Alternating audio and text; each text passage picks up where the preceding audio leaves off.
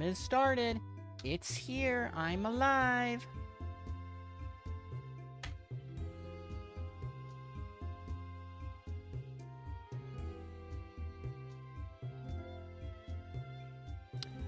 Do do do do do. Well, you give it a few minutes for people to show up. I'm gonna juggle.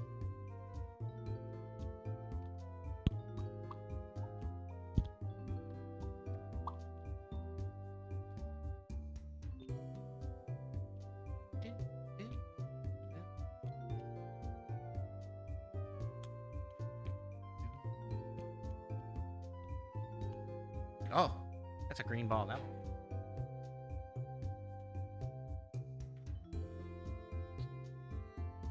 This one work? Sure.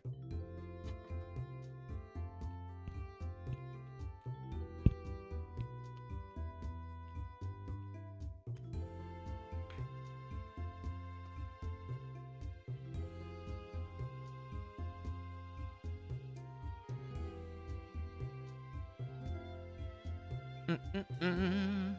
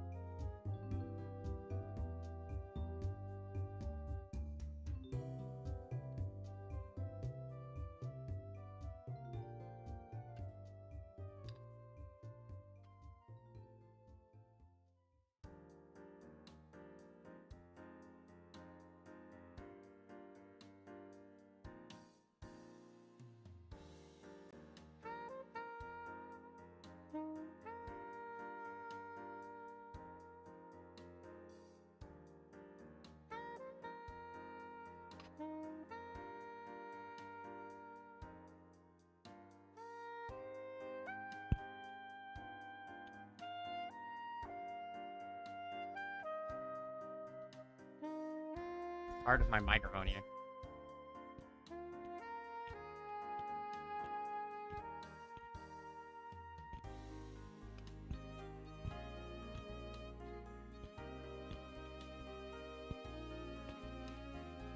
Oh, actually, I need to change the tags. Pause the juggles. This is...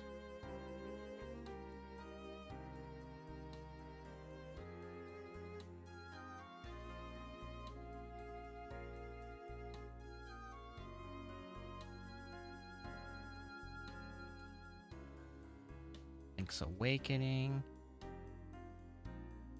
Everything else should be right, though. Oop.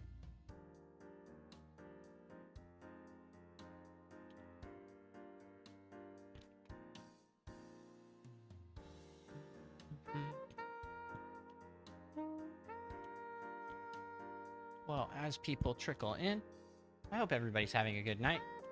I decided at the start of these streams, like, it always takes a little bit for people to, like, show up. Whoa. And I feel like I'm boring just sitting here, getting ready for stream. So I prepped stream early, and now I'm just gonna, like, do stuff. Maybe I'll bust out the saxophone. Just be playing that. People come in and be like, oh, what is going on? What? What?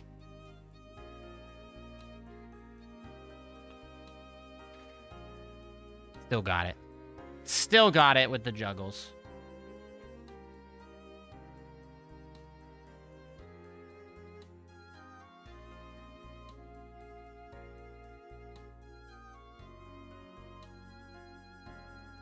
Oh, you know what? Is Discord down? Are alerts getting up to me?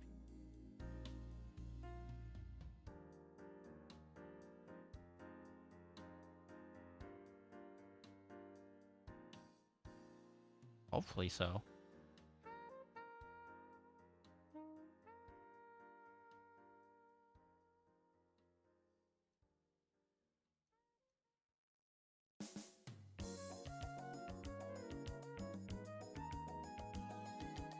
Ask Muggles Moo.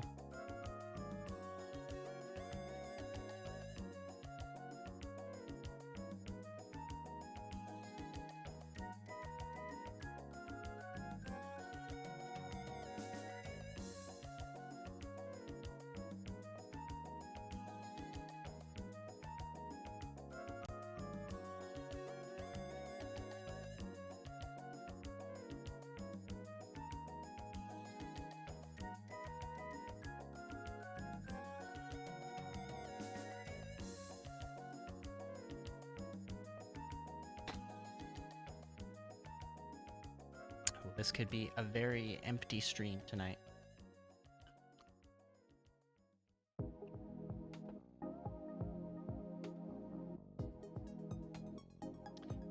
This is my new, like, fidget toy.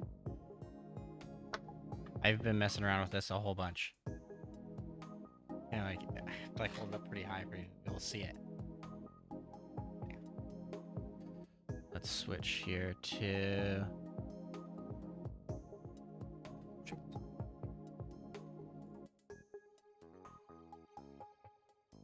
This thing's pretty cool.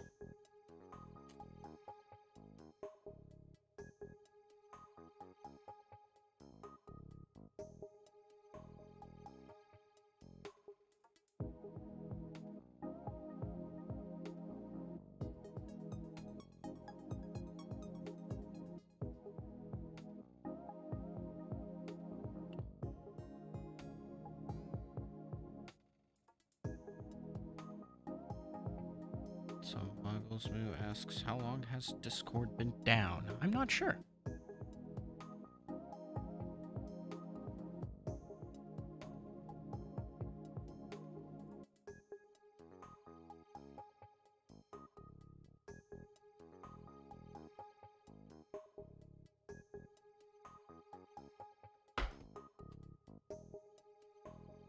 I'm seeing alerts.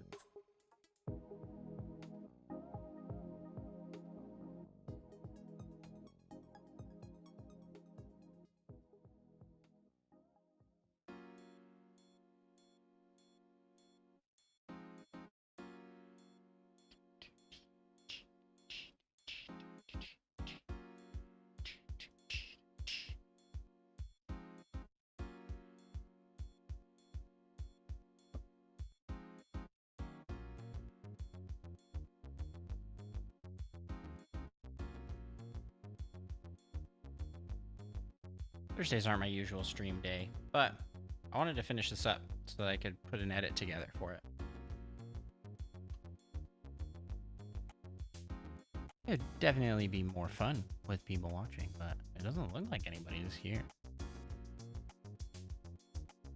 And I wonder what that is.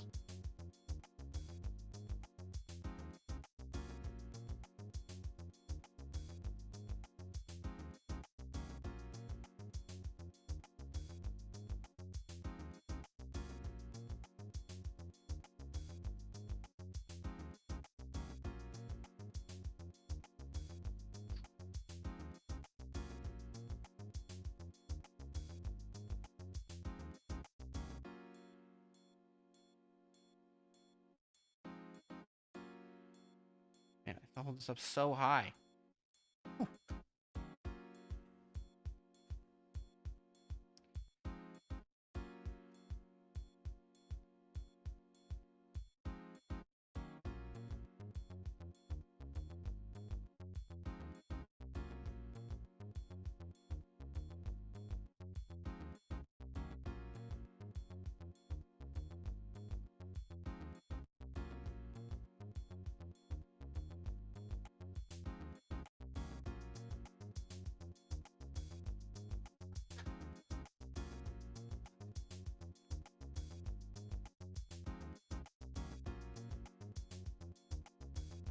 Oh? No, I can see people in chat now. Okay, that was weird. I was live for such a long time before it showed up. I wonder if like alerts just are getting sent out late. I'm not sure. Not sure what would be causing that. Okie dokie. Yep, yeah, I'm live. Okay, well, I just sat here juggling and stuff until people showed up. Thanks for confirming for me, Muggles Moo. Appreciate that. The best mod, and there is zero bias. Sorry, other mods. None of them are here though, so they don't know. Good. Okay, so before I start my challenge for today, I wanted to let everybody in chat know that I lowered the point redemption for points things.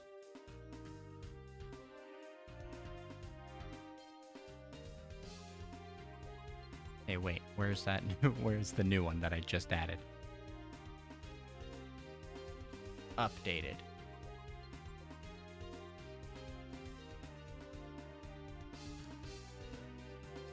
Okay, here it is.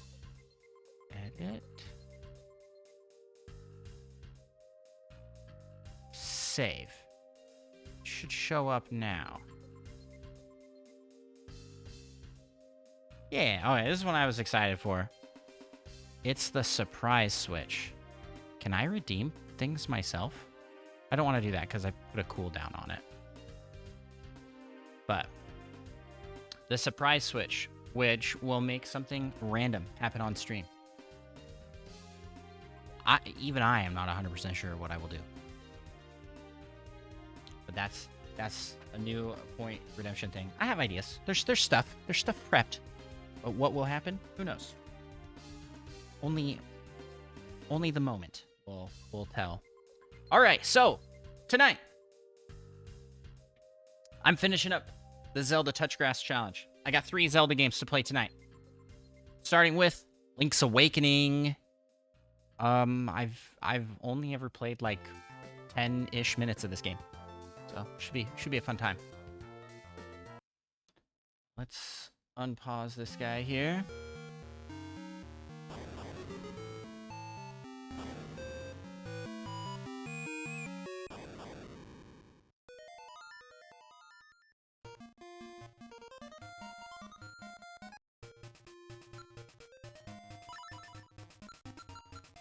And per tradition, his name will be... What is that? What? Oh, okay. Oh, like nothing happened. His name will be My Guy.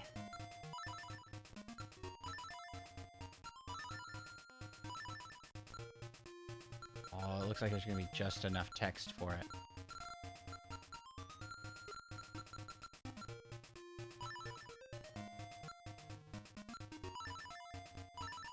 There's not.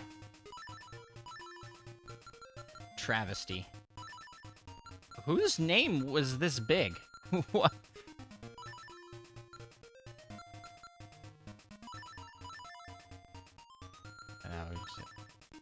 My guy. All right. Well, he's there. So let's start the timer here.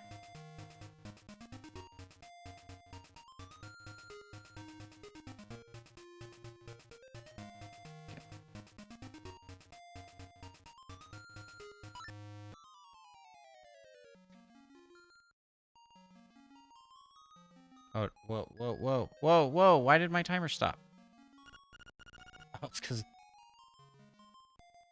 that's a problem.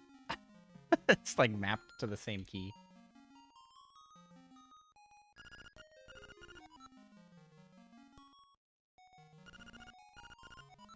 Okay, I'm gonna have to do a reset.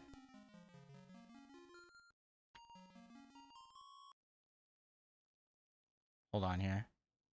Bear with me, bear with me. Perfect.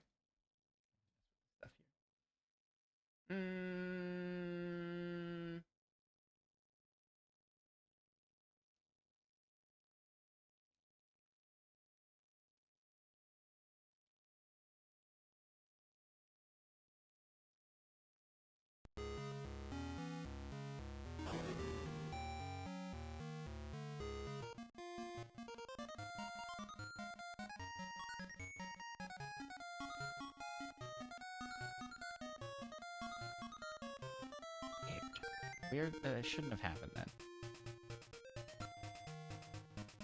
I'm so crisp. Weird.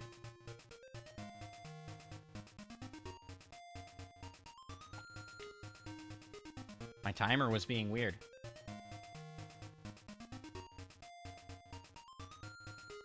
Okay, let's come to game stream here. And go.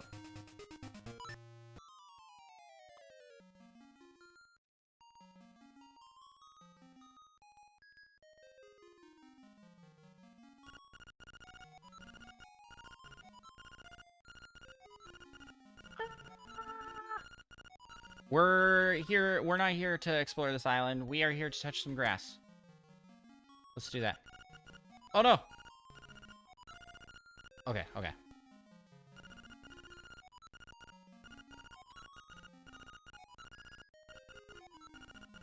I think it's weird I saw your name on the back of this shield!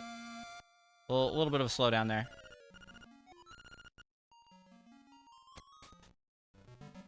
Boom! Time! 49 seconds. Let's go. We touched grass. We're touching grass all over. Look at that. Look at all that grass. Wow.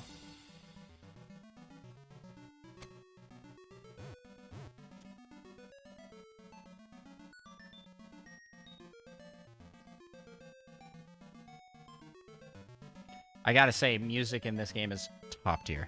Very good.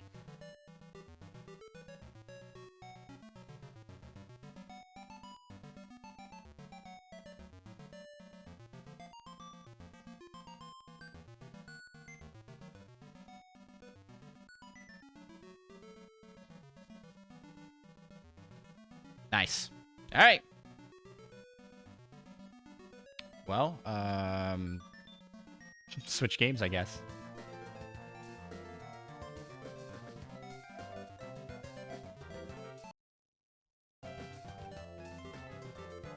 Oh yeah, this is incoming my capture card here, so I can't pause the music. That makes sense. I was like, my mute button's not working.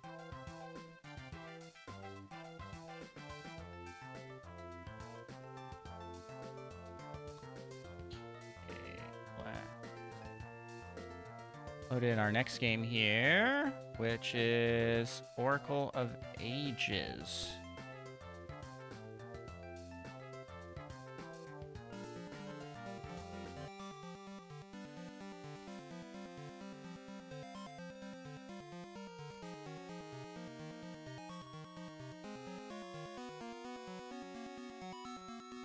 Oh, wow.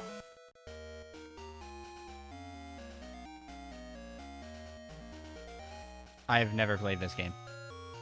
I've never even seen this before. Dude, this is sick. This looks so good. This is Game Boy Color?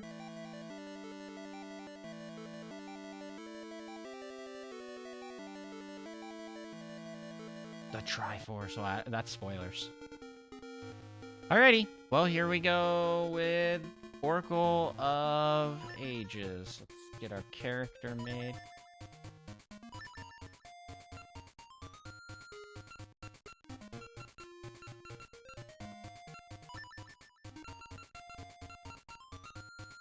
Is this gonna have the same insane character limit?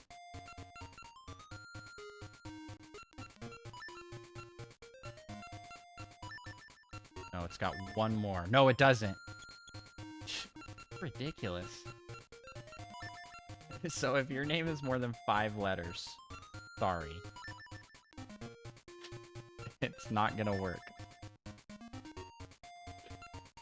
What on earth? I can't believe that.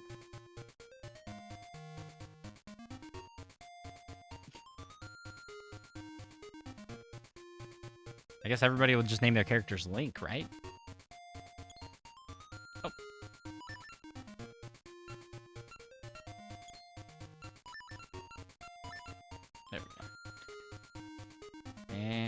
Okay.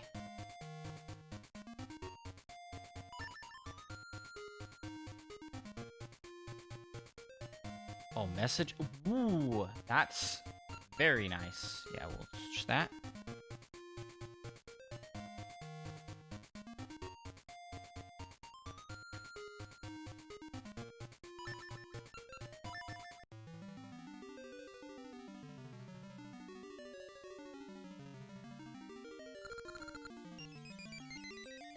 Accept our quest, hero. Are we touching grass? Well?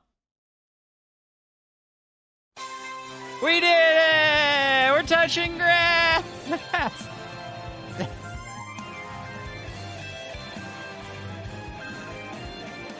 I mean, that is clearly grass. Is this what is happening?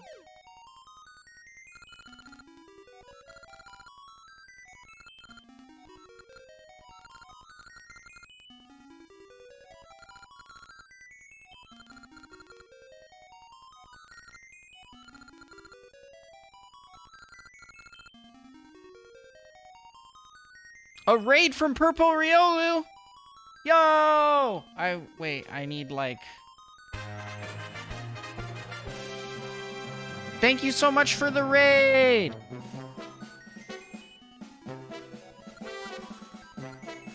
Okay, wait, that double music. What? Well, we're touching grass. I hope your stream went awesome. I know you were doing some fun stuff with AI. Yep. Yeah, you touch grass instantly in this game. You fall onto grass. That's how it starts. So there you go. Alright, let's switch up the game. Doo-be-doo-doo-doo.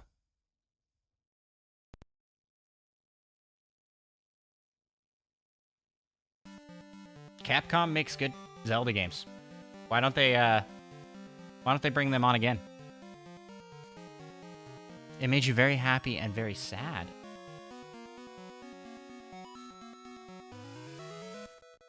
Raid! Purple Riolu, what is up? Thank you so much for the raid. Thanks for sending people this direction. From YouTube. I love the cross cross raid. You just like, hey, everybody go here. That's so cool of you. Thank you. I like how I got here before you.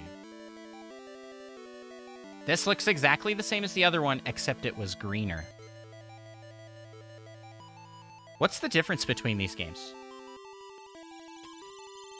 I know next to nothing about this. I'm a huge Zelda fan, but I know like nothing about the Oracle games.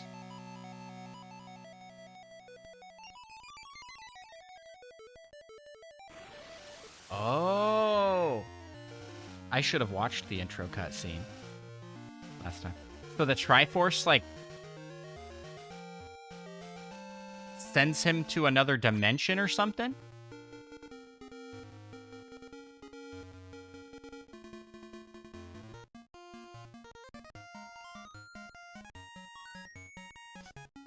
Alright, well.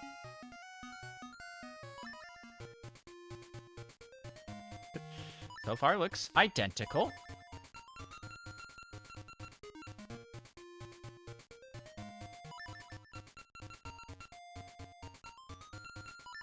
It is absolutely mind-boggling to me that you can only have 5 characters in your name. Like, what is the point? What am I doing the CDI games? Question. How hard are those to even to acquire? Obviously, I won't be playing it on the Philips whatever. That would be they would have to be emulated, right? Yeah, it's so lame. Like, I'm pressed. At least my guy kind of fits. Andros doesn't fit. The Andra. Oh, Cosmic, you're gonna record yourself touching some grass? Hey, thanks again for doing that for me, man. That is super cool of you. I hope that you're able to get Triforce Heroes, the demo, just for this challenge, because that is, it's so funny to me that it will not be getting any money, even for this challenge. I've heard that it's not that bad, honestly. I think it was Spider Shan who said it best. Is like it's held back by the fact that it's required to have 3 players and it's online is spotty. So if you was it online? I think he said it was spotty. But if you had like 3 local friends, you had you and 2 local friends, probably be pretty fun. Okay. What am I doing?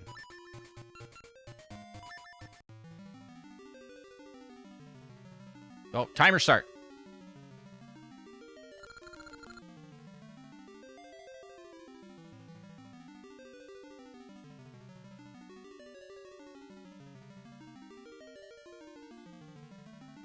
Guys, I am seeing different things than what is showing on the stream. That red ball of fire and Link are there at the exact same time. What is happening? Why is that happening? That is weird. Oh man, I wasted so much time. Oh, we're not touching grass. This is different.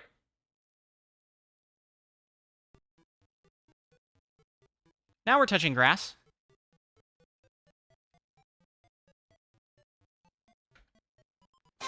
Yeah! I wasted so much time there. Yeah, it must be like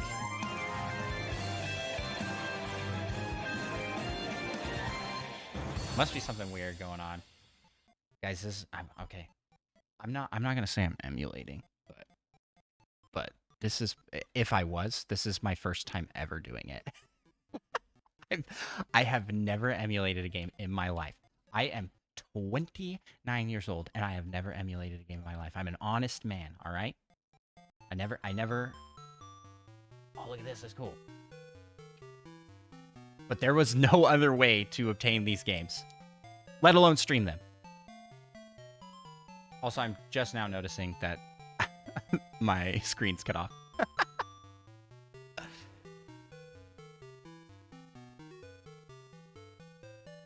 Zelda 1 has no grass. Yeah, but this game does. And Zelda 1 had pea hats, which have grass on them. I feel like that was a really good workaround.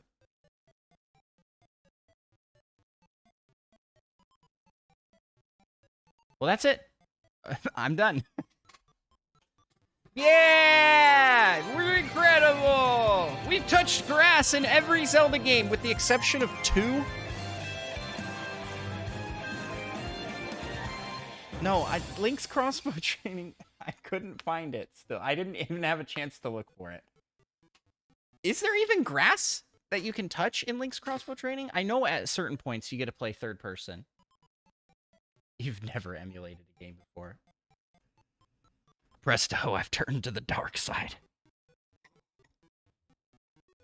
But let me tell you, the dark side has some pretty nice benefits. Like being able to stream the games without, like, crazy external hardware or $200 mods. Well, there you go. That's it. That's all I've got for the Zelda side of stuff. And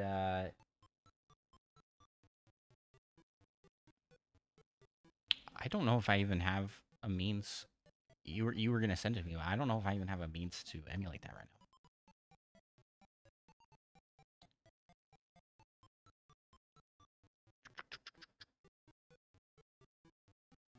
Okay.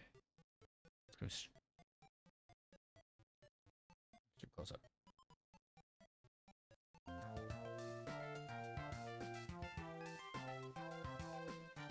Can you send it to me on Discord, Presto?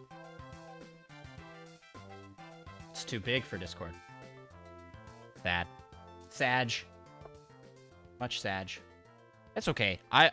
Link's crossbow training will come. I just have to, like, find it. I do have it. Don't you worry, I have it.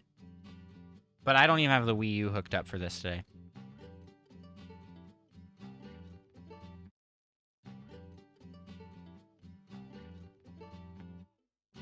Oh, man. Cosmic, you don't miss, like, the extremely slow load times. It's painful to go back to. I downloading stuff off the Wii U, I was like, holy cow. Has it really improved this much? Spider Shane, you missed all of them. Now, to be fair, you start pretty much instantaneously in grass in all the GBA games. Not GBA, Game Boy Color games. The update of a Lifetime video? No. I'll look it up.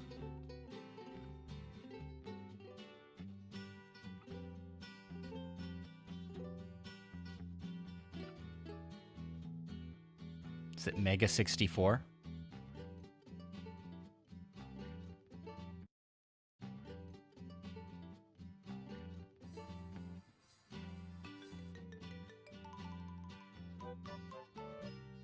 Oh man, I sneaked ahead, so hold on. Look at that.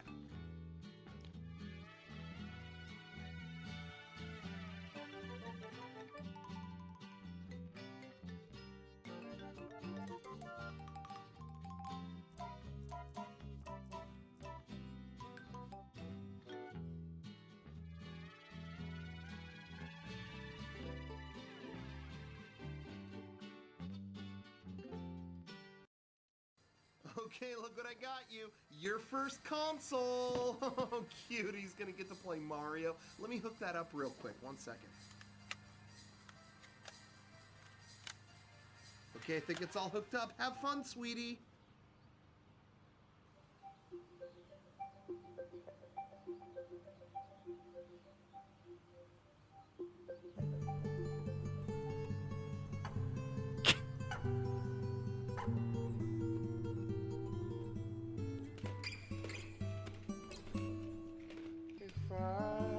Save some time in a capsule. I would save some for Nintendo. If I could save a little more time in a capsule. It's done. Do you want to play Mario? Yeah, sure.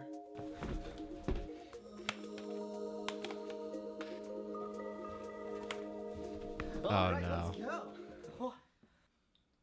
What? No. If I could put a little more time in the little capsule, I would get a little faster internet. But there never seems to be enough time. Welcome to iPad 6. Kill streak. Oh, Oh no. and there never seems to be a way to put the update on the console for you. It's done. It's finally done. Would you like to play a game? Sure, Would you like to play Mario? sure. Great. Is there a second controller? It didn't come with one. Do they still sell Wii remotes? No, I don't think so. No. Little capsule. Spend his life on a Wii U. Hoodie bag. Hoodie bag. Oh, that's so good. That's so good. I like that a lot. Oh, man. Yeah, it's slow. I downloaded Twilight Princess. Nope. An update yesterday to try Breath of the Wild on Wii U. It loaded all the way to the end, which took like 20 minutes. It was like, could not connect to the internet. and then just booted out, and I had to start it over. Oh boy, what a wonderful Monday. Dark Milkman! Dark Milkman, I used the stuff you sent me today. But I'm already done, because all I had to do was touch grass. So, thanks for the help with that. Okay. So for the rest of the stream, I have a fun little game.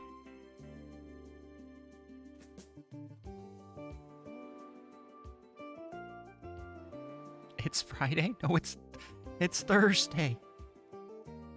Like the Lechonks. Oh yeah. Yeah, that's pretty good. All right, we're switching to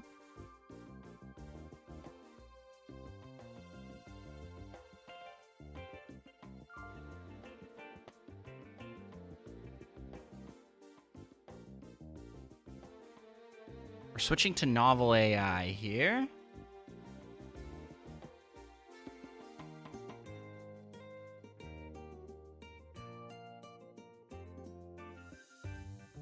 Thank you.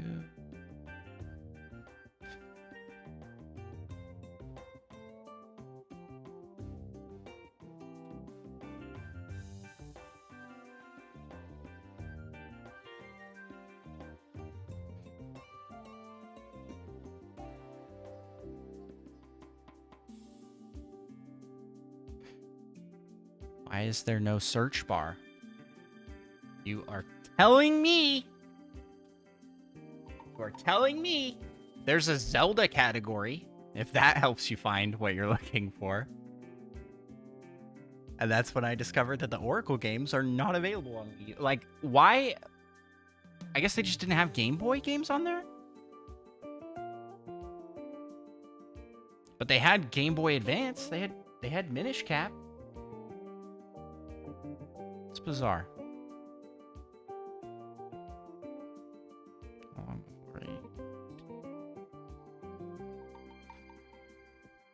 Okay, I just need to update my stream details here and then switch over to Novel AI.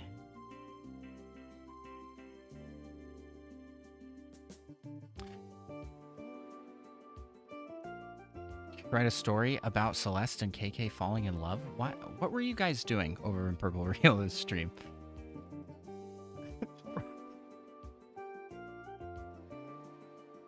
What were you doing? Oh, you guys can't even see what I'm looking at. Ba-boom. Why is this?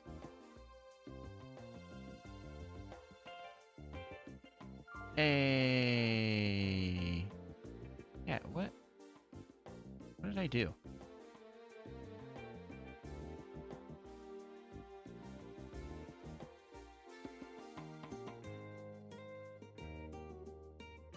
Hey. And that's where it's dead. Boop. Oh, I guess I could have just used like the top part to determine that. Okay. So here's the deal. The idea I had. We are going to pick a Nintendo character, or we could do this with anything actually, but we'll start with the Nintendo character, probably Mario Bros. Right? Pick a character from the Mario Bros. Series. We are going to prompt the AI to start talking about the series, and then we are going to figure out Bowsette. I don't think Bowsette is going to come up. I mean, the data set is trained on up to 2021. When did Bowsette? You don't see demo? What? Hold on, guys. Hold on.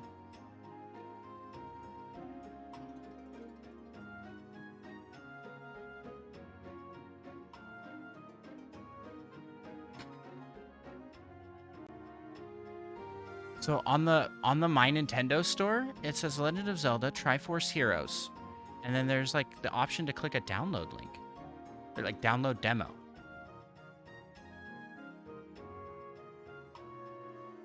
For existing users? Sign in. So then you have to sign in, which I don't remember my sign-in information for my Nintendo account right this second.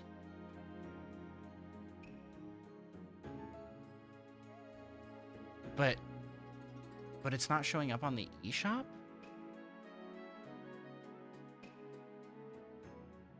Well, I mean, if it's too much of a hassle, like, no worries. We don't have to have Triforce Heroes.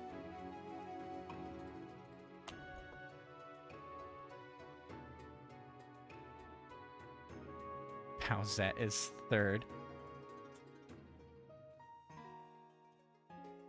Bowsette is not a Nintendo character.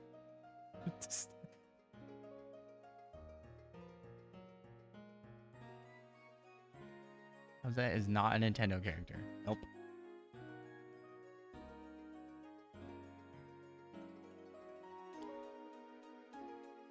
First hour, nothing.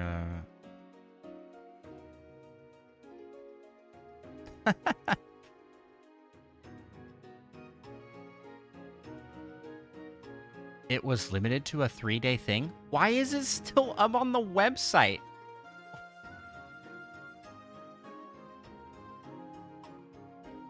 Why would they do that?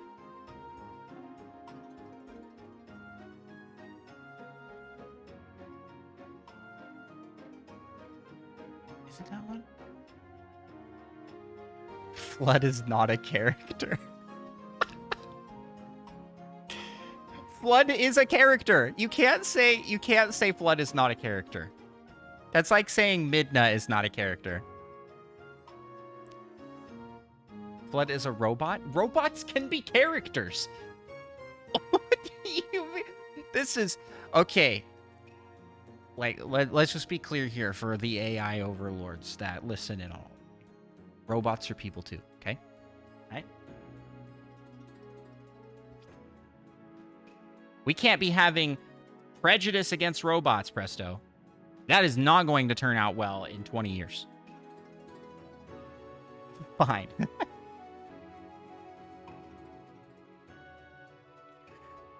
I'm now trying to see if, like, what this does if I...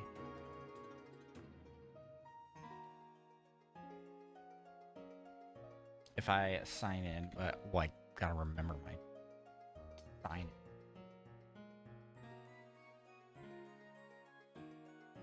in. You know what? I'm already signed in on my phone. I'll just do it from there. Triforce Heroes. Why you gotta be this way?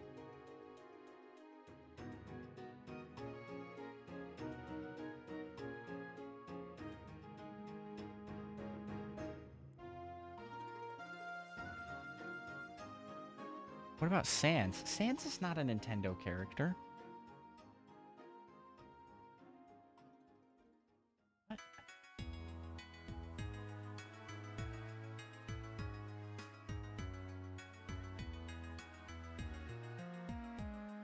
It's not nearly as disturbing as the thing that I would do. Wart? Spider-Shan, I really doubt Wart is gonna come up. How would they know Wart? He's like such an obscure character. I think we should start with like Waluigi is probably a good start. He's obscure, but not too obscure.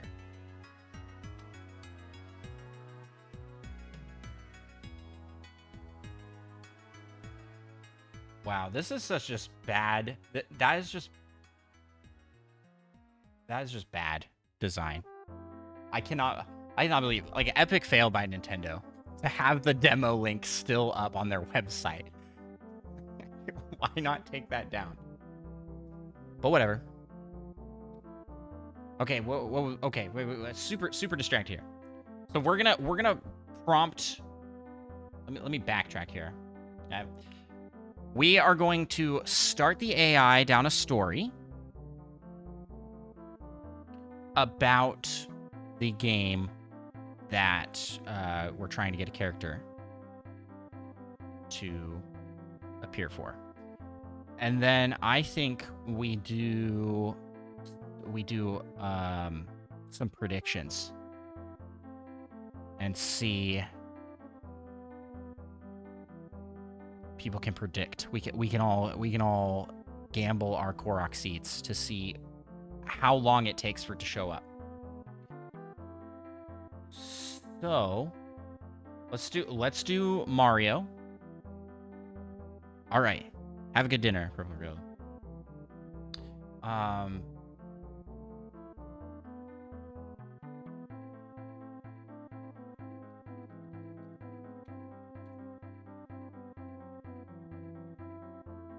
Let's see.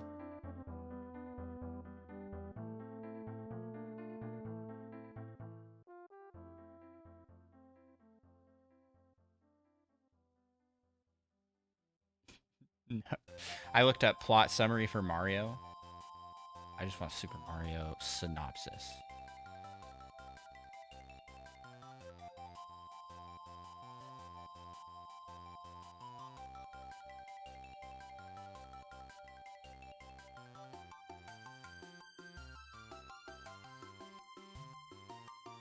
Well, I guess we'll use the plot summary from the movie. The movie. The movie from 19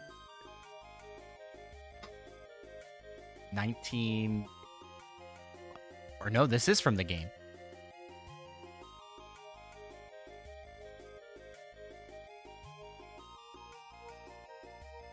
Okay. Okay, cool. So we'll give it this to start. How many clicks do you guys think it will take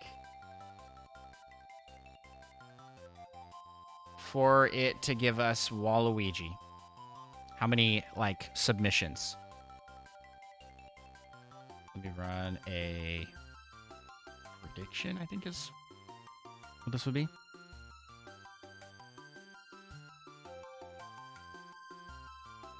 This is easy. I don't know.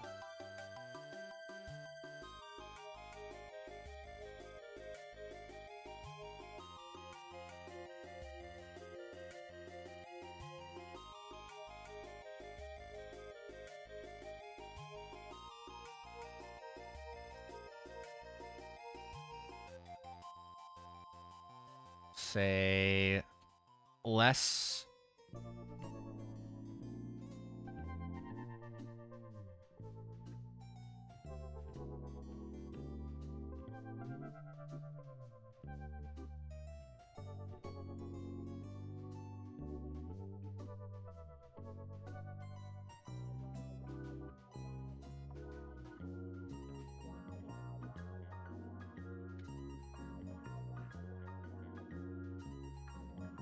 Is that right? Put that in wrong. I put that in wrong. I'm just gonna type less than rather than try and use it. Use the symbols. You never legally thought of them as having magic powers?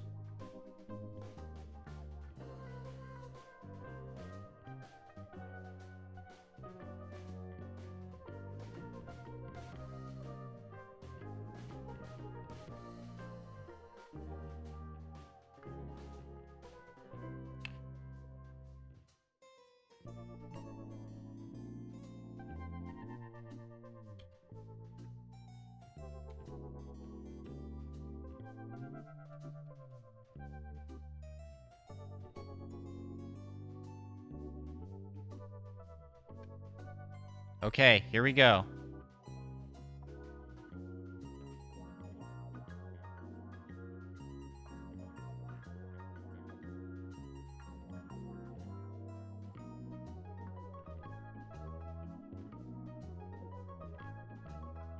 I really messed up my prediction amount here. Hold on. Perfect. Okay. So each of these has 5. And submission period is 1 minute. Okay, I am going to do... Oh, there we go. Where did... are those?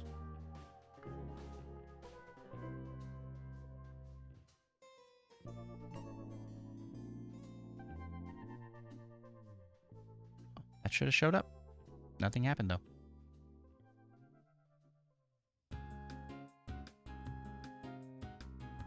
What is the surprise switch? Something random happens.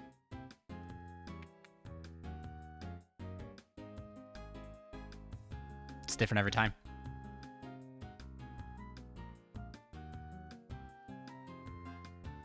And I made the point rewards for things lower. So, be able to redeem sound alerts and stuff.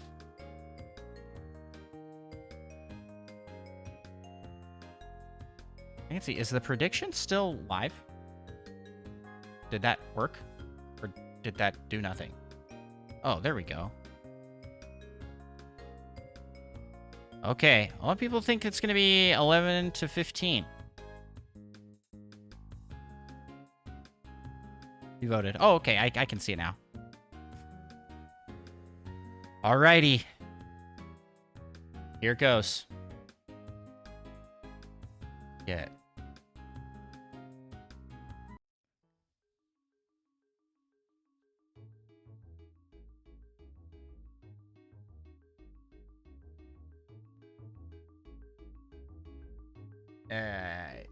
A plumber named Mario and his brother, Luigi, travel through the Mushroom Kingdom to save the princess from the evil Bowser.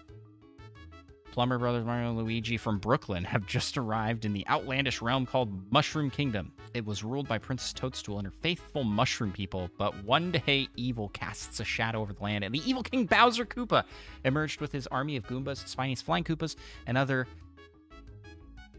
malignant? I don't know if I have ever encountered this word before. Malignant. Malignant? Thank you, Presto. I assume it means evil. King Koopa abducted Princess Toadstool and trapped her faithful mushroom people in 7 of his castles. So Mario and Luigi must intrepid deep and hazardous waters jump from tree to tree. Don't look down. Those are trees? Like a malignant tumor? I haven't encountered that move. I am probably one of the least eloquent people. Like, I know so few words by comparison to most people.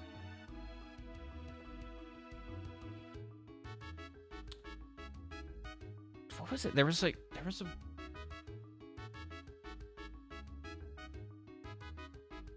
misogynist. That was another one that, like, I had never seen written before.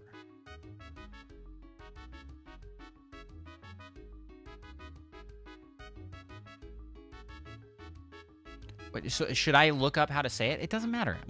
We're moving on. We're in the next paragraph. King Koopa abducted Princess Toadstool, trapped her faithful mushroom people in 7 of his castles. So Mario and Luigi must intrepid deep and hazardous waters, jump from tree to tree. I didn't know those were trees, those like platform things, and visually examine their steps in the dark evil castles filled with fireballs and lava pits, and must utilize their magic powers to subjugate the evil King Koopa and rescue the princess. Waluigi. The original Super Mario Bros. Game is on NES, but it's not that easy. You can play the game with only joysticks and start button. All right, that's one. To run fast, you'll use the A button, B button to move left or right. The D-pad is used for special actions, such as throwing fireballs, using the hammer, jumping pipes. There are also 4 buttons at the bottom of the screen. What? L1 is for throwing. What Nintendo did this guy have? L1 is for throwing mushrooms. R1 is for picking up coins. D-pad for rotating items. And C stick for controlling Mario and Luigi's movements. Okay, we're on 3. Can we not send things that will affect the outcome? What do you mean? No, we're gonna see how the AI does on its own. That's the game. Like, will it come up? If the player runs out of energy, he won't be able to go any further at full strengths. To get through all the levels, players need to collect all 9 different power-ups. Okay. I am going to go back here because it is focusing on the game itself and not the story, which I think is a little unfair. I know. Everybody that voted for... So I'll keep the count at 4.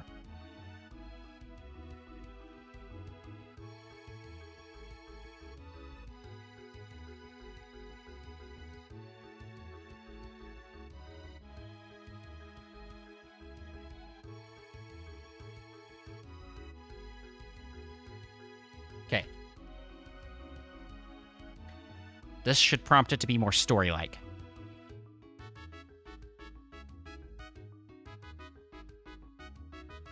This is a practice run.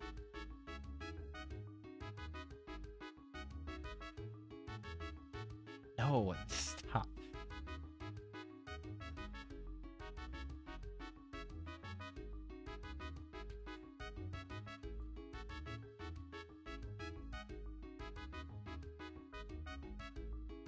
Here we go. I'm going to make it more story-like.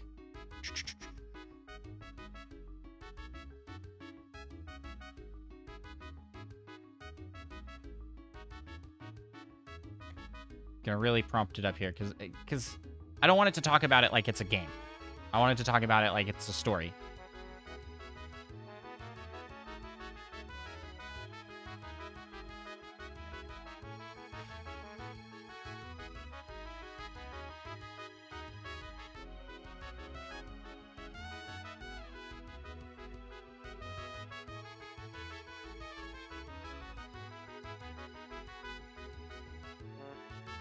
Visually examine their steps. Such a weird way to say that.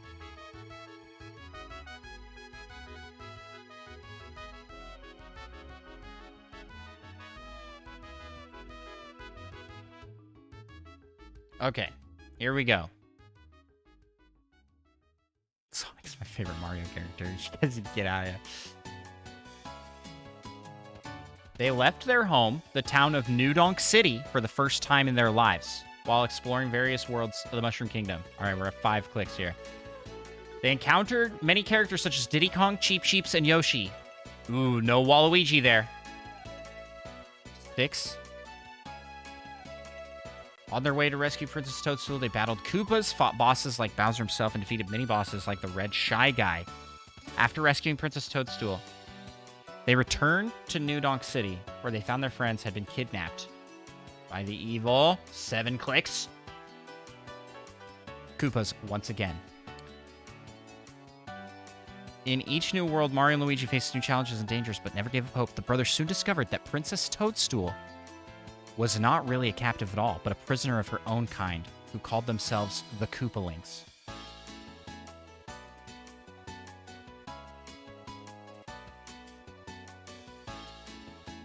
We could have done Wart. Wart wasn't in there. Did it say Wart?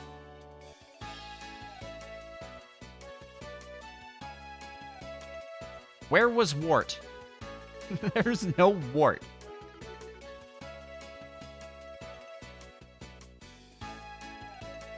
I'm like looking through here again. Did I just completely miss it? Castle Wart was there? What?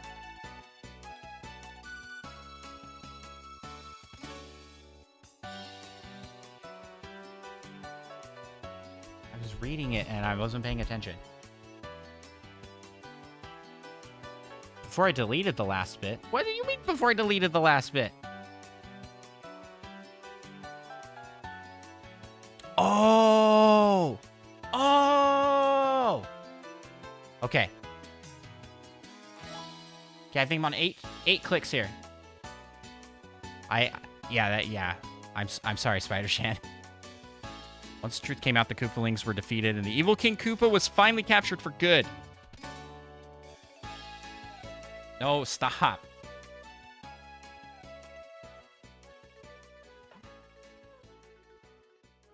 Nine. I'm not going to just talk about Waluigi.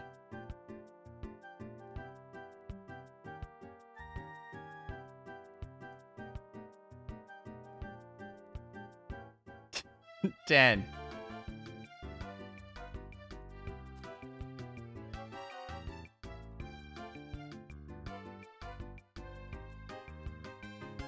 Then they went on another journey.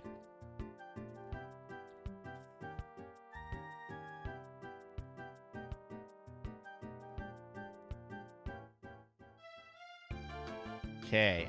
Oh, there's 11 clicks. They went on another journey to rescue their friends from the Koopalings. In the end, the Mario Bros. Returned back to New Donk City, where their parents had finally moved. They were given jobs as plumbers and soon after married. Okay. Mother 2 is the sequel to the original game, Super Mario Bros. 12.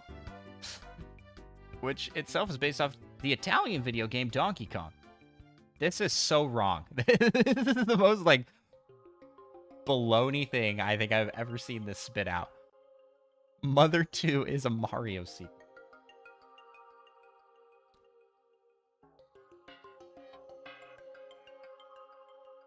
Should we continue on with this?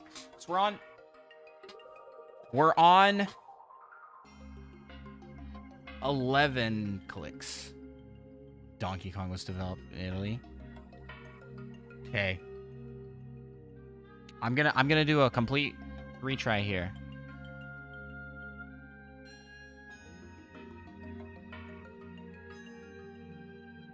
Okay. 12. They decided to go on a trip together and explore the mysterious Superleaf Galaxy. Oh my gosh. Dr. Wily? Dr. Wily showed up before Waluigi? What? When they arrived, they found that it was inhabited by the evil Dr. Wily, who had turned it into an insane asylum for robots. All right. 14 clicks. With the help of their fellow travelers, Sonic the Hedgehog. Oh my gosh. No, they did not. They defeated Dr. Wily. What is happening? I don't know how much longer I can take this. That's what I'm saying. I can't believe all the characters it is putting in without putting in Waluigi.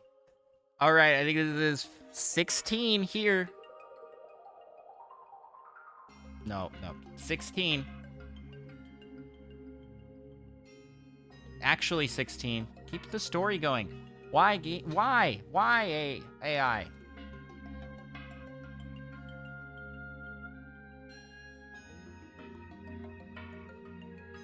Yeah, Super Smash Bros. Ah, yeah, here we go. It's Super Smash Bros. Then they went on another journey.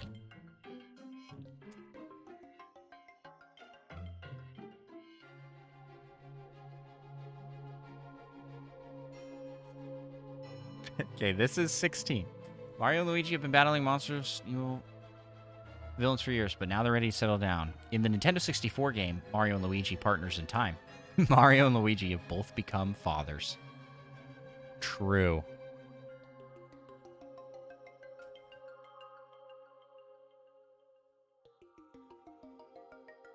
Before the evil boogeyman could use them to unleash chaos through the Mushroom Kingdom.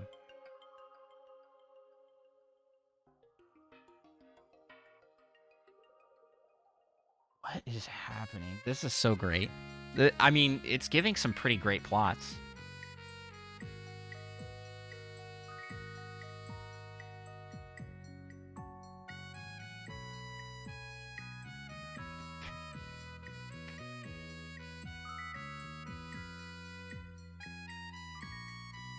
I'm just now kind of just like spamming it, see if we can get... Okay, it's describing characters now, so maybe his more flamboyant brother? When has Luigi ever been considered flamboyant? What? Wait, I wasn't paying attention. There was a Nightmare Before Christmas character. Of course there was. Princess Toadstool. Are we gonna get Waluigi here? She's a skilled dancer and gymnast. Very true. When not playing pranks, she enjoys teaching young children how to read, write, and draw. The Koopalings are 8 Koopas who have been raised by King Koopa to be evil. They wear different colored capes and have differences in their personalities. The Koopalings serve only one master, King Koopa. Dr. Wily is the leader of evil robots. He built, in the Super Mario Bros. Series, he built many Koopa Troopas and created the Eggplant Wizard. The Eggplant Wizard showed up before Waluigi. I can't, guys. What is happening? How did it get pulled this? This is an obscure character. This Miyamoto's rigged this, guys. As a scientist, he spends his days trying to create stronger, smarter robots. Mr. Game & Watch is a robotic character who's part of the video game industry. He has been around since the early 1980s and is best known for his portable game console, which allows players to take games anywhere. True. In the Super Mario Bros. Series, Mr. Game & Watch is the main villain and wears a yellow suit with white gloves and a blue hat. His face is always hidden under a mask. Whoa, Mr. Game & Watch is edgy. All right, well, that's the, yeah, I'm going to end the prediction here. This was super not good. But since nobody won, I'm just going to delete it. You guys get your points back. Let's go. Yeah, get your points back, everybody. It's literally just Smash Bros. You know, I don't know about that. I don't remember Mr. Game & Watch being like this in Smash Bros. And Dr. Wily is not a playable character. I mean, he's got an assist trophy. Eggplant Wizard is not in Smash Bros. Okay. Well, what game should we do next?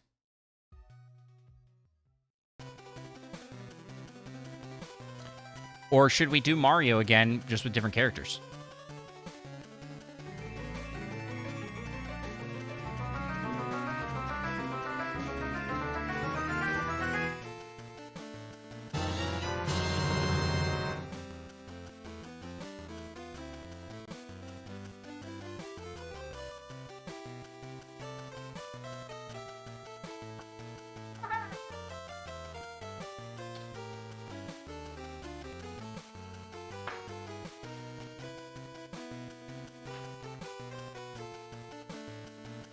It's a ball pit.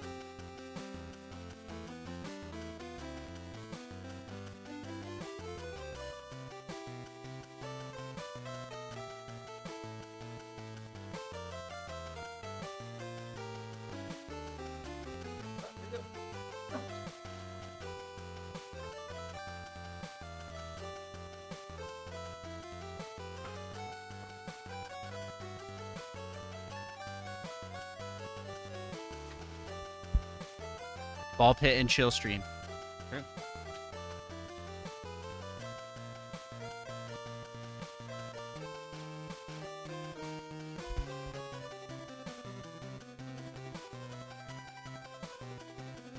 You're missing the cause and effect. It's a surprise. It's the surprise switch. Did you not hear the sound effect?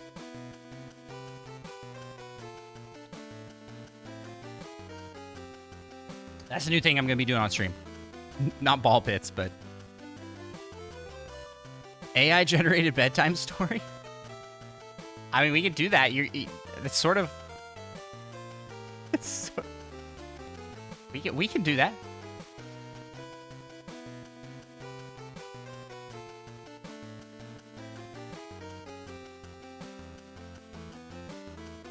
Ooh, actually, I'll use Chat GPT for this.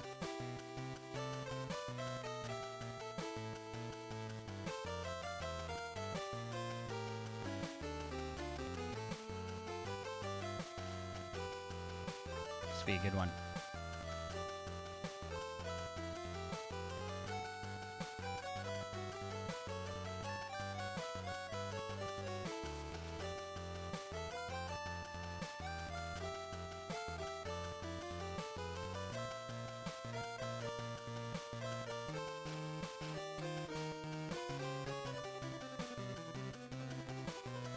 There we go. Okay.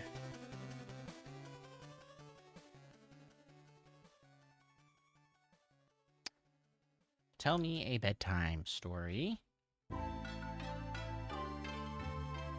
starring Presto the Magnificent.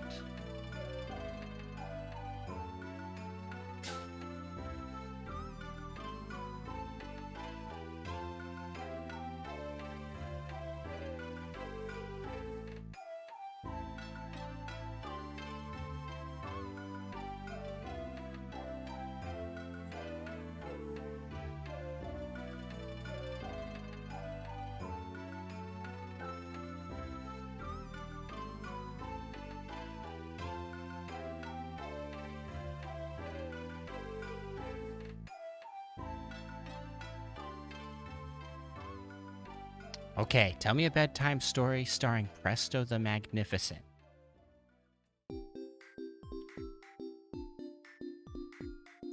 Ooh, okay, here we go. We should do what? Well, a Nintendo character will appear in the bedtime story because I put in Nintendo World. Do you want like a specific character? I won't start it yet.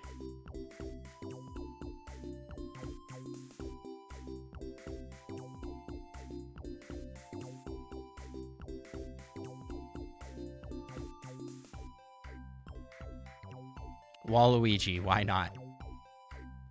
Okay. This is just gonna be a simple prediction. Will Waluigi appear in the story? How do I... There we go.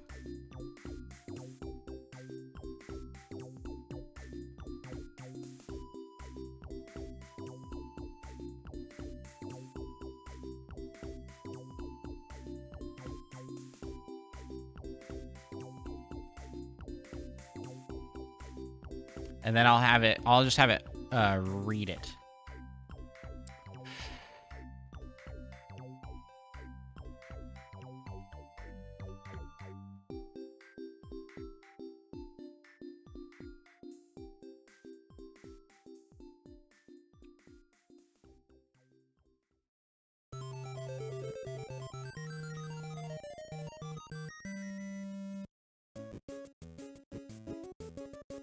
Okay, prediction is up. Oh, look, there it is. It appeared this time. Will Waluigi appear in the story?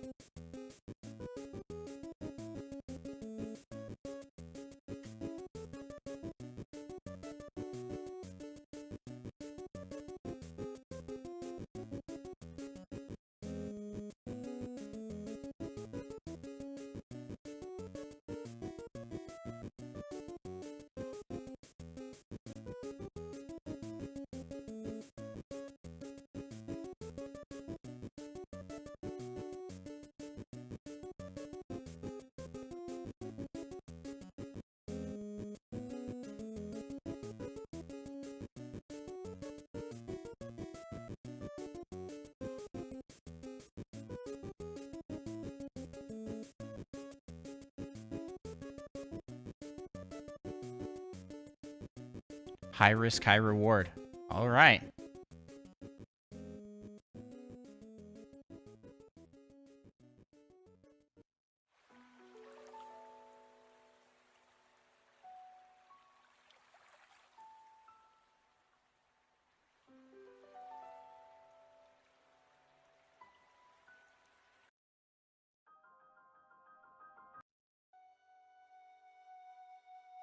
Looking for some like good story time music.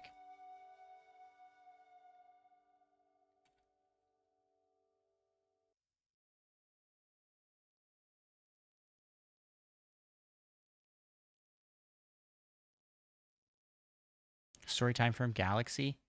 Yeah, but the story is gonna have elements to it that I think wouldn't vibe with that. A little upbeat.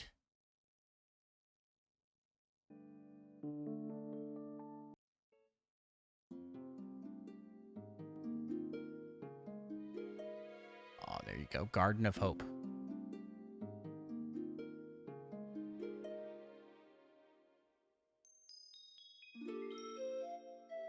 Okay. Here's your AI-generated bedtime story.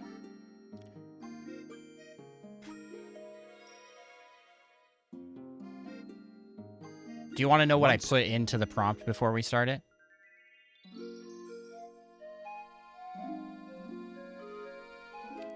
I put in, tell me a bedtime story starring Presto the Magnificent in a Nintendo world. Include action, romance, and a surprise twist. Make it family friendly, please. Those are what we got, and here is the story.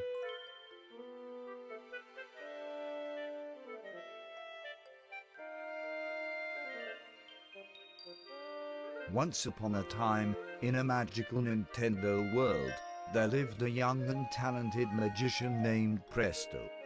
He was known throughout the land as Presto the Magnificent for his incredible tricks and illusions.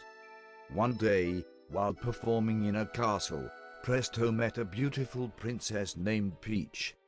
She was so captivated by his magic that she asked him to come to her kingdom and perform for her people.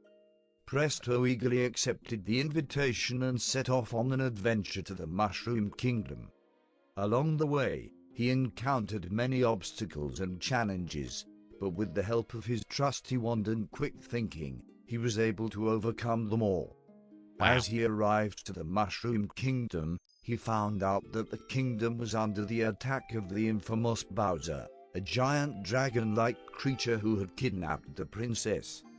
Presto knew he had to rescue her and put an end to Bowser's reign of terror. He set off on a thrilling quest to save Peach and defeat Bowser. Along the way, he fought fierce battles and solved puzzles, all while trying to win the heart of the princess. Just when it seemed that all hope was lost and Presto had been defeated by Bowser, he remembered a spell he had learned long ago. He cast it with all his might and the dragon was defeated. Presto had saved the Mushroom Kingdom and the princess, and in the process, he had also won her heart. They fell in love and lived happily ever after. Wow. But the story doesn't end here, for it turns out that Presto was not just a magician, but also a prince from a faraway kingdom, and he was lost in memory. And so, with the princess by his side, he returned to his kingdom to reclaim his throne and rule with fairness and compassion. The end.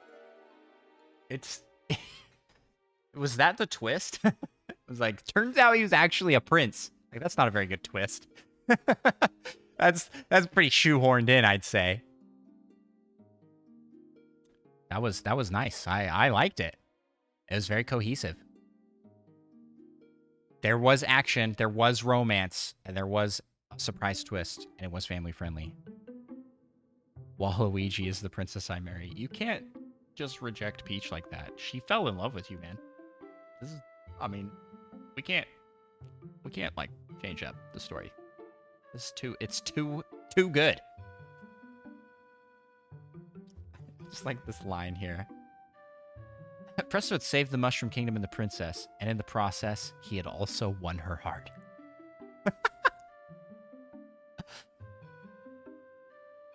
Golf clap. Yeah, ChatGPT can do some cool stuff.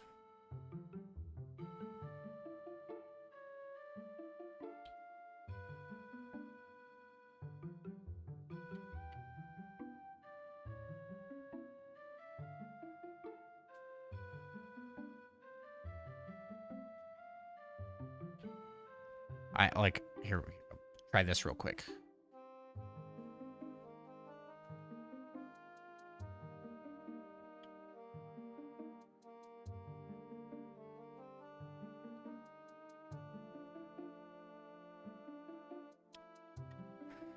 Because you can have it like write very specific things.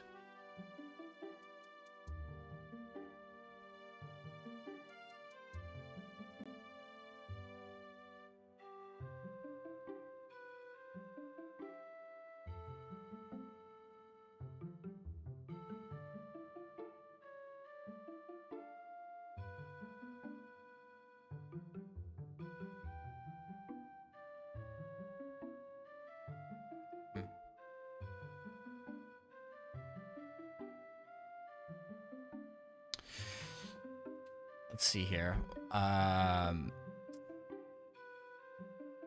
So I'm typing in, write a persuasive essay about why The Legend of Zelda Ocarina of Time is better than Metroid Prime.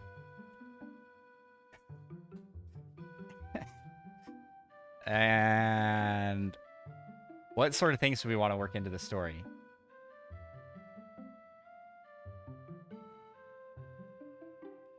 Not this story, this essay.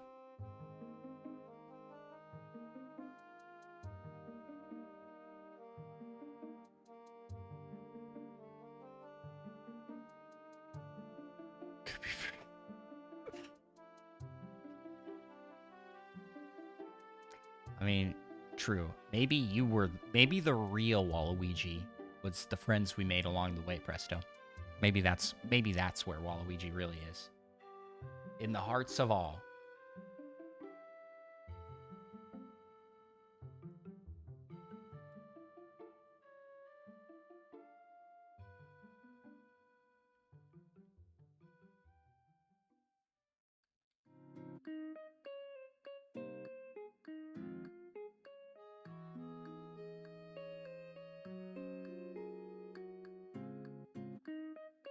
I'm trying to think of a, like...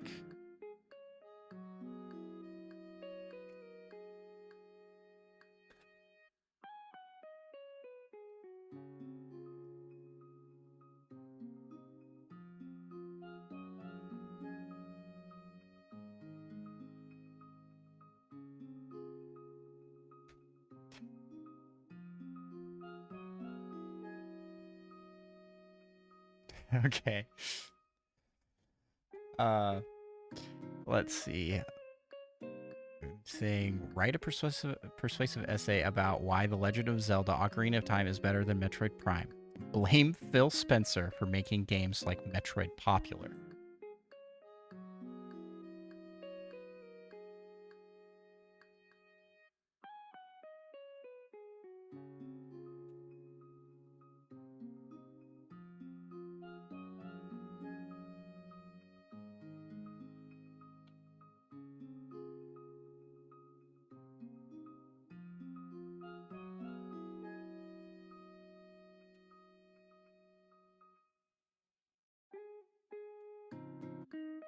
Okay.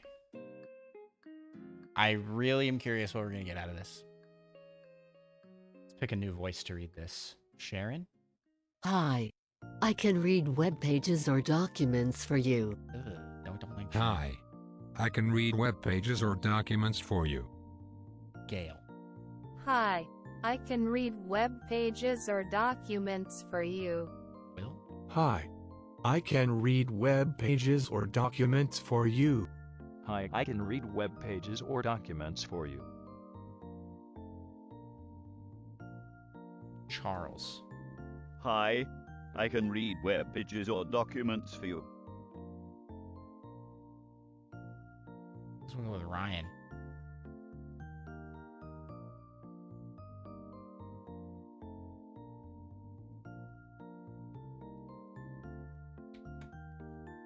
Charles is the best. Yeah, Charles is pretty good. Hi. I can read web pages or documents for you. Hi. I can read web pages or documents for you. Okay, we'll do Charles.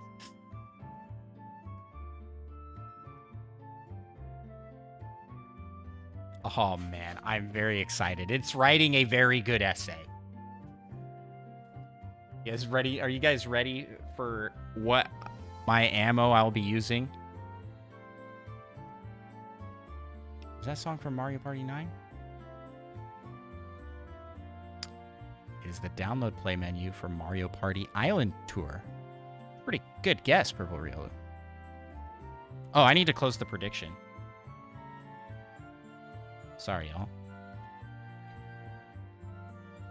Alright, well. No. Sad wah. There was no Waluigi. As much as Presto wanted Waluigi to show up, it didn't ever say Waluigi.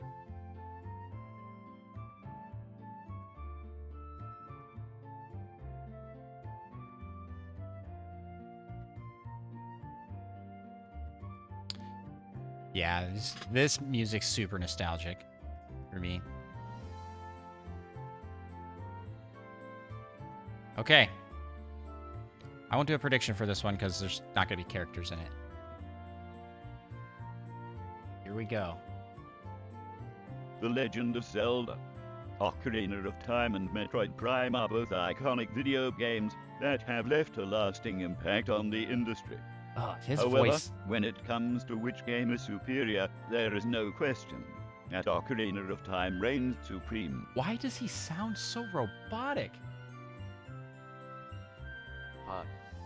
I can read web pages or documents for you. Sounds really bad. I think we gotta go back to Peter. Hi. I can read web pages or documents for you. Peter's just too good. He's not readable. However, when it comes to which game is superior, there is no question that Ocarina of Time reigns supreme. One of the main reasons Ocarina of Time is better than Metroid Prime is its superior storytelling. The game's epic adventure, complete with a coming-of-age story, a quest to save the land of Hyrule, and a plethora of memorable characters, immerses players in a rich and engaging world. In contrast, while Metroid Prime has a strong atmosphere, the story is much more minimalistic and leaves something to be desired. Wow. Wow. Okay, wait. What? Just trying to get rid of that update screen.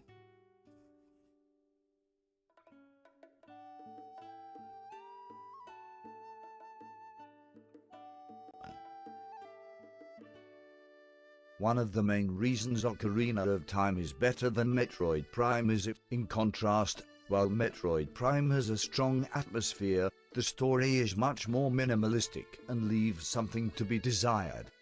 Another key advantage of Ocarina of Time is its diverse and engaging this is definitely gameplay. The game's combination of action, adventure, puzzle if solving, it had existed. and role-playing elements creates a well-rounded and Pretty crazy. satisfying experience. Additionally, the game's use of the titular Ocarina of Time adds a unique and inventive element to the gameplay. In contrast, while Metroid Prime offers a solid first-person shooter experience, it lacks the variety and depth of Ocarina of Time. Wow. It is unfortunate that in recent years, with the rise of games like first-person shooter, the industry has seen a decline in the number of high-quality action-adventure games like Ocarina of Time. This trend is largely due to the influence of industry figures like Phil Spencer, who have pushed for a focus on first-person shooters at the expense of other genres. No way. In conclusion, The Legend of Zelda, Ocarina of Time is a superior game to Metroid Prime due to its superior storytelling, diverse and engaging gameplay, and its unique and inventive use of the Ocarina of Time. The industry needs more games like Ocarina of Time, and not the first-person shooter games that Phil Spencer and others have championed. I love how it just throws Phil Spencer under the bus. This is his fault. This is so good. Yep, this is the future, guys. It wrote a very cohesive essay. I mean, I feel like this is signs of the end for game journalists. But who knows? Who knows? It has to be trained on a lot of data.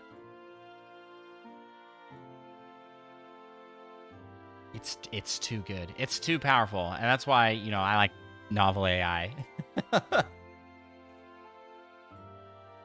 Because it's less cohesive. It works better because it's sillier.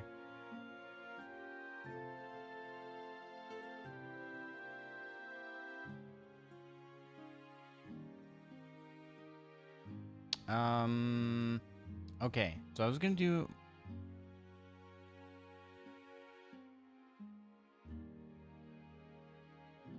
With this, we could also mess around with some other store type stuff.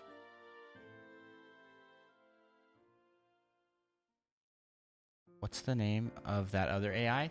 That is chat GPT.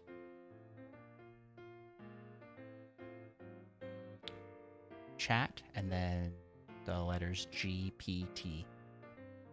And it is free to use for now. For the... It's pretty cool. You can even have this like generate code and things, which is beyond wild to me. I don't think it's like got it 100% down, but it can get you a pretty good outline going if you're doing coding. It's a powerful tool. Used in the wrong hands can really make Phil Spencer look bad. Back to the stream goal. Yeah.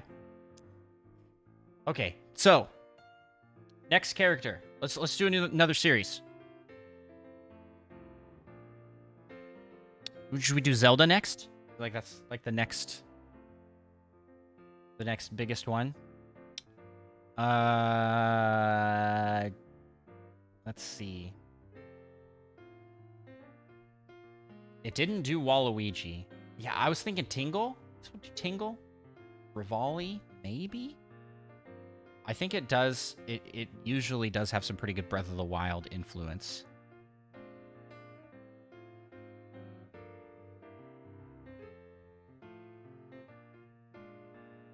The Great Deku Tree.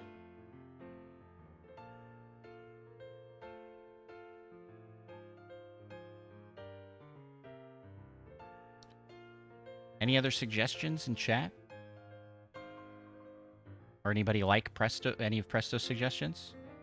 Great Deku Tree's good. Okay, let's do that. Great Deku Tree. Cause that's in a lot of games. It should come up a lot. Tingle is only in a couple games, but yeah, you know there are at least 2 other. It fluctuates. This is also not my regular speak. No, you don't have to speak. Lurks are welcome. Lurks are welcome. Purple Riolu was getting food. Came back. Okay, let's see here. A story about...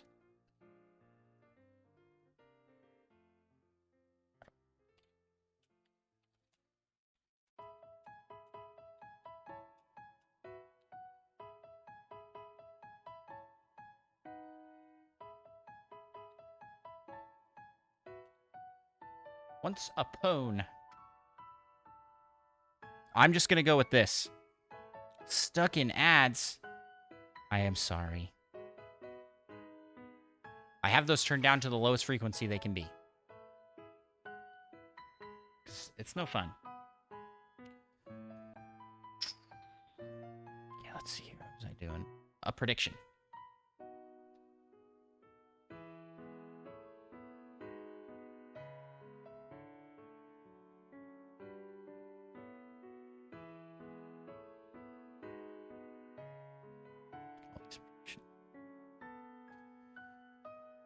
Will the Great Deku Tree show up in this story?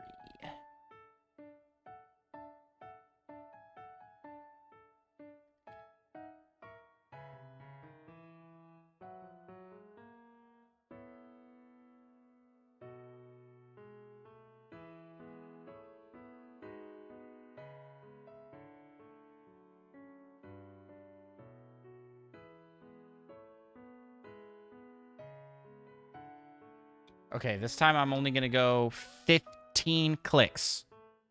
So it doesn't drag on as long as the last one.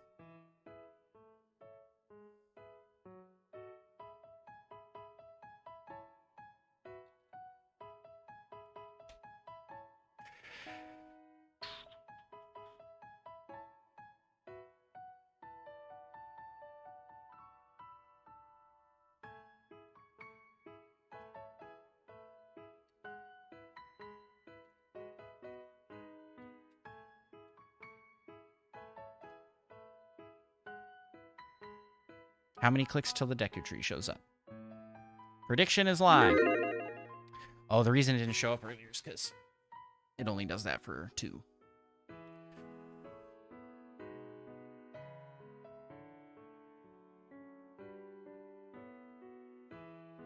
One to 7, 8 to 14. That's so... nope. You're good, Presto. Okay. Chaotic neutral. That's good. I don't need this anymore.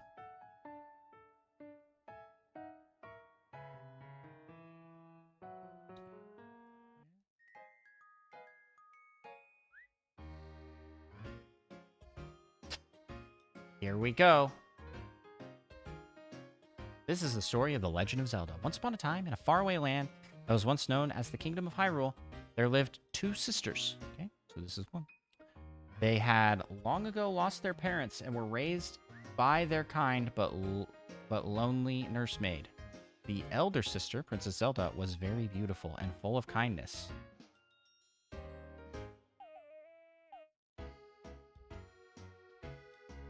And also positive.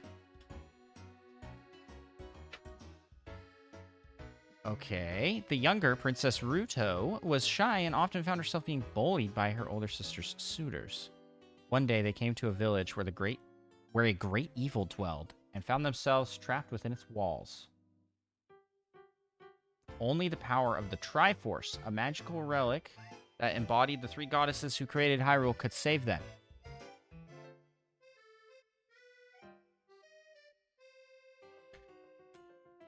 Why did it just end? As the princesses struggled to escape on their own, the brave hero Link arrived at the scene with his trusty sword in hand and fought against the terrible beast Ganon in order to rescue the sisters. Okay, this is click number 5. At long last, the demon was defeated and the sisters were reunited. The princesses married Link, and he became King of Hyrule. Link got involved in some polygamy. Alrighty. And he became the King of Hyrule. Together they ruled over the kingdom, and all the people prospered under the benevolent rule. Princesses, plural. This is really what the people wanted in Breath of the Wild. They're like, we want all the princesses. This is weird. Okay, click number 6. Nope. It's off the story. Then one day. There we go.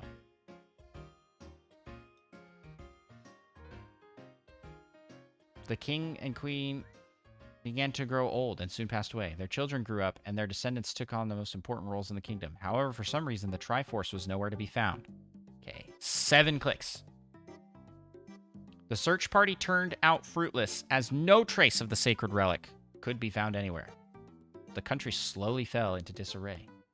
This music doesn't fit this mood.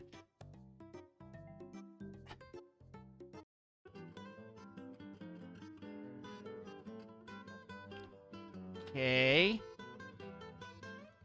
Seemed all hope was lost until a mysterious man named Ganondorf appeared before the king and queen's 8 children and gave them a quest to find the Triforce. They accepted his offer and set off on the journey to retrieve the legendary relic. After much trial and error, they finally came across a strange and ancient relic hidden deep within the sacred realm. 9 clicks. And also the 4 pieces of the Triforce were reunited once again, and the king and queen's children then returned home to Hyrule Castle and presented the sacred artifacts to their father, the new king. Wait, what? How does this work? Their father was Link. But whatever. 10 clicks. But even after the Triforce was restored, the people remained unhappy. Something about the land felt different than it had before. Soon thereafter, Ganondorf invaded Hyrule, and the king and queen's children were forced to flee the castle with the help of Link and Zelda. The 4 pieces of the Triforce, you know? 11. But just when everything looked like it was going to turn out okay, something sinister happened. The evil wizard Zant appeared before the Deku Tree. In the kingdom, and kidnapped the king and queen's children. 12. He brought them back to his hidden fortress. He could use dark magic to transform them into stone statues. Link and Zelda raced towards the castle to save their loved ones, only to discover the king and queen had already been transformed into stone. How are they? They are the king and queen. The AI is confused. 13. Link and Zelda were faced with a dilemma. Should they give up on their family or continue trying to break through the barrier surrounding the castle? The siblings eventually decided to return home without rescuing their parents and found themselves standing before the king and queen statue. So wait, do they have kids? Do they have kids named Link and Zelda? So Link and Zelda and Ruto have children. And they have kids named Link and Zelda. Thought they died? Well, they're back. 14. They broke the seal that surrounded the fortress and entered Xant's lair. There, they discovered that Xant had stolen the Triforce from its resting place inside Hyrule Castle and set it down in front of the statue. 15. This is it. The siblings were able to enter the king and queen's minds and convince them that they did not want to be immortalized forever, and thus they turned back to human form. The statues crumbled to dust, and the king and queen body were returned to their rightful bodies. All right, well, the Deku Tree did not appear.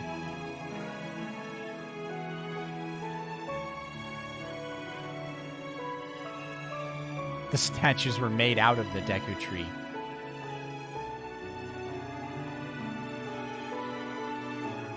Obviously.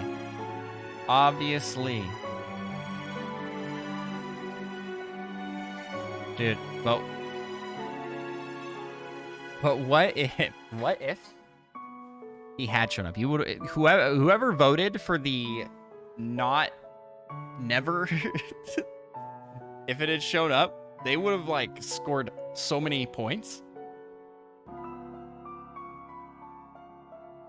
Okay, how about this, guys? We do it for Pokemon.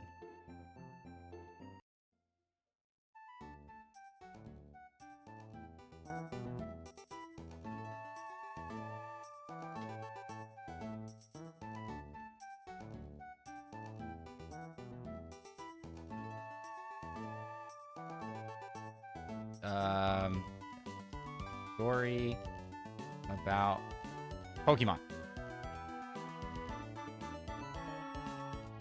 It always struggles with this. Kirby now. We can do Kirby.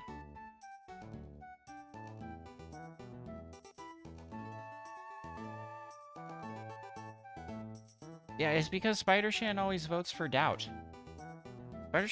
Spider-Shan's gonna lose all these points at some point. At some point, he will.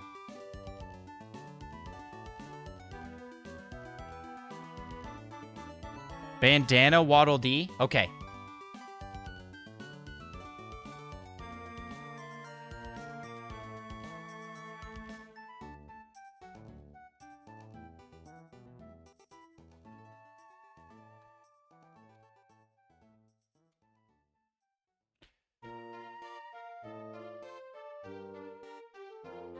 Here we go. Once upon a time. Well, let me redo the prediction here. All right, Spider-Shan. Have a great night. Thanks for coming by.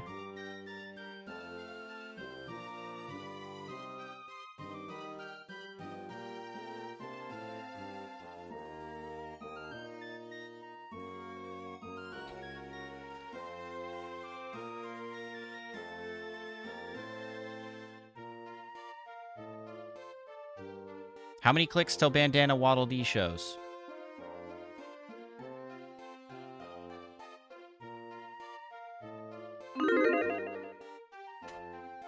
Takes the money and runs.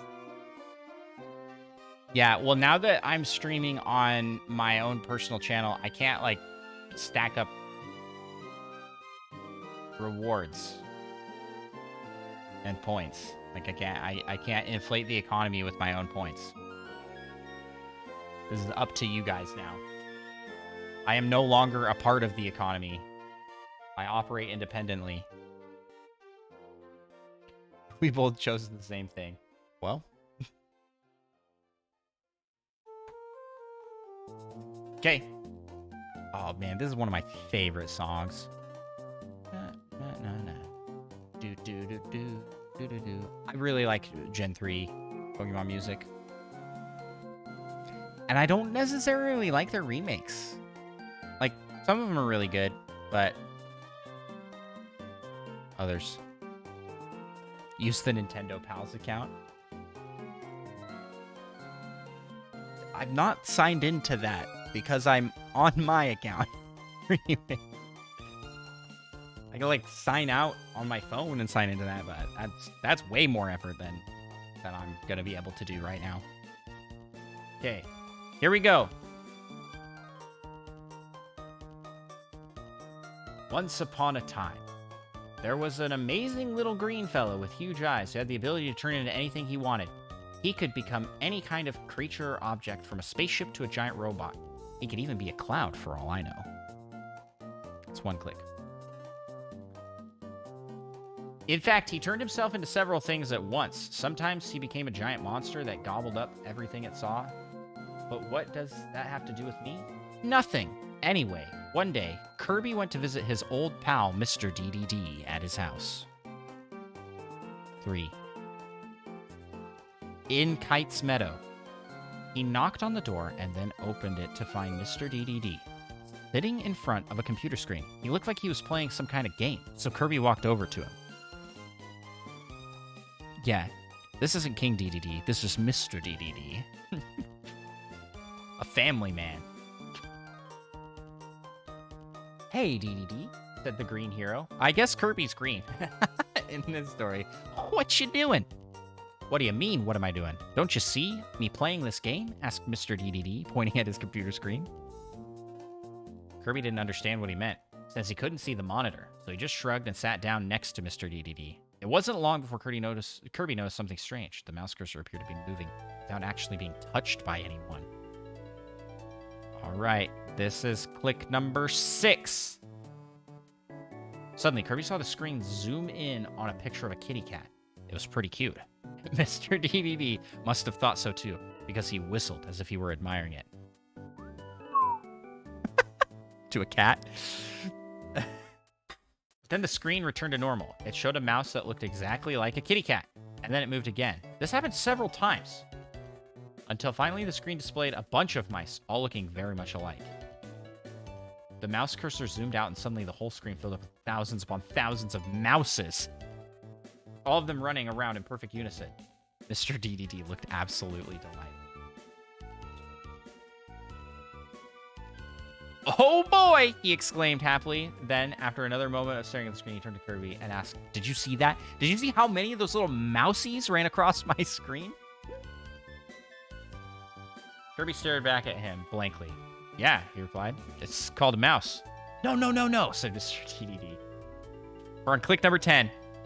I want you to see it as big ol' Kirby. So Kirby did. He took his hand and waved it in front of his face, causing hundreds of tiny copies of himself to appear on the screen. Is this a Kirby bedtime story? No, this is just... I don't know what this is. Welcome, LPD.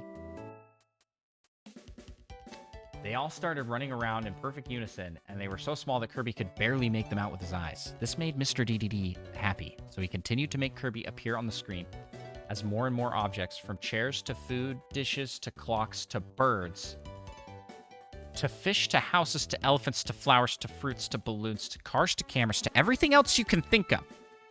When he was all done, the computer screen was full of Kirby mousies, all running around as fast as their little feet could carry him.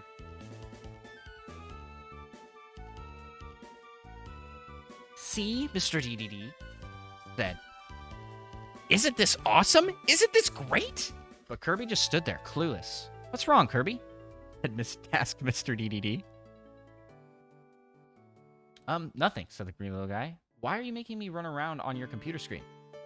Because I want to test this new program, explained Mr. DDD. All right, this is click number 15 coming up next. I'm gonna see if it will allow me to control you guys. You're gonna control us? Asked Kirby, blinking in disbelief. Yes, answered Mr. DDD. And soon I'll be able to control you all at once, giving me the power to control everything in the world. I'll be the ruler over everything. That's cool, said Kirby. Wow, well, this story went nowhere. It was all over. Okay, let's... Maybe we should move to a more known character. Maybe so.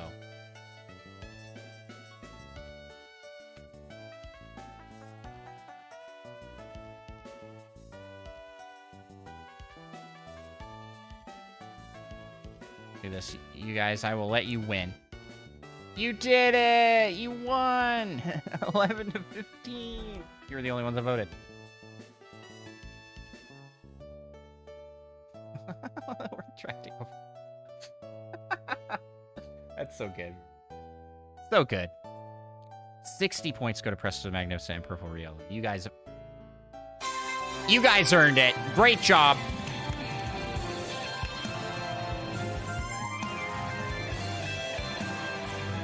AI-generated origin stories.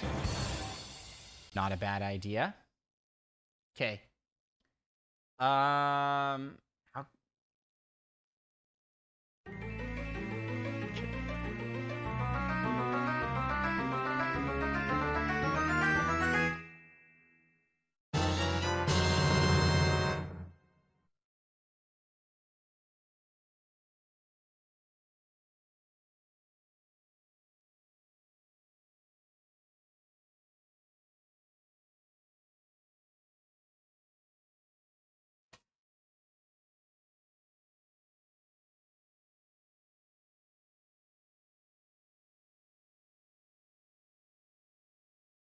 All right.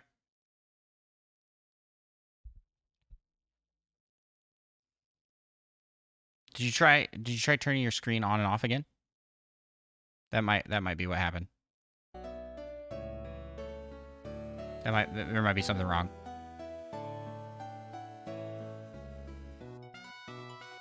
Yeah, I lost my neck. I've become Andros, full on Andros.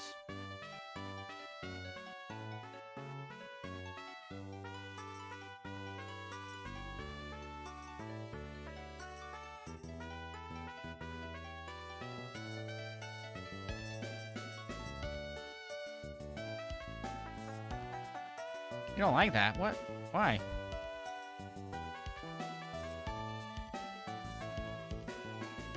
Okay.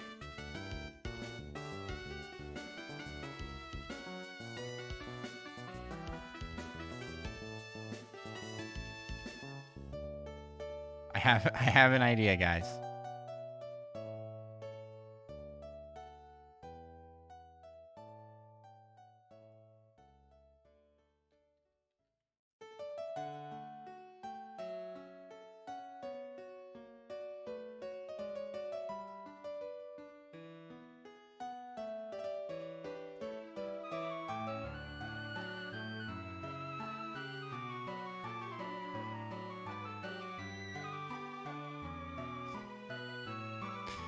I can do that.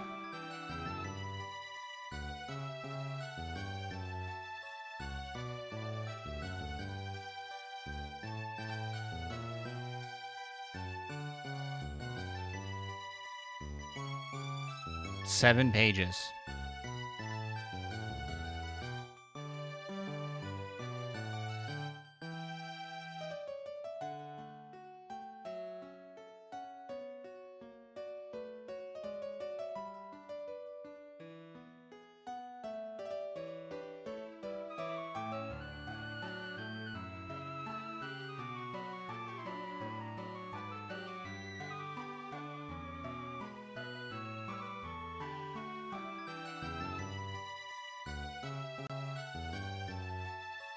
Oh, yeah, here we go.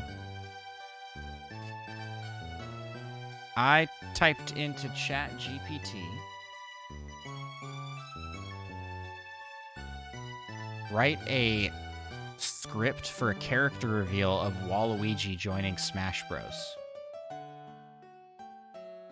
The screen fades into a dark stage, with a spotlight shining on a silhouette of a tall, lanky figure. The crowd is buzzing with excitement, trying to guess who the new character could be. Who is it? Announcer, ladies and gentlemen, please welcome the newest addition to the Super Smash Bros. Ultimate roster. Waluigi, wahaha. It's me, Waluigi.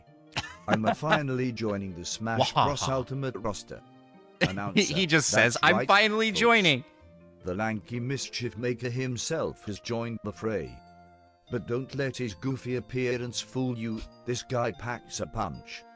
Waluigi, I've got all sorts of tricks up my sleeve, like my trusty tennis racket, my wacky bob-omb, and my tricky Wario bike. Oh, he uses a And Wario don't bike, sure. forget my final smash, where I'll call on my bro, Wario, to help me take down the competition. That's pretty sweet. Announcer, so get ready, fighters.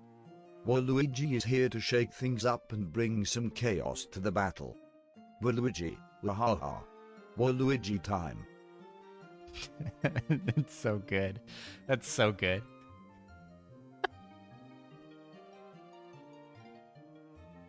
If only this was real. Wahaha. Waluigi time. Okay. So you guys want an origin story for...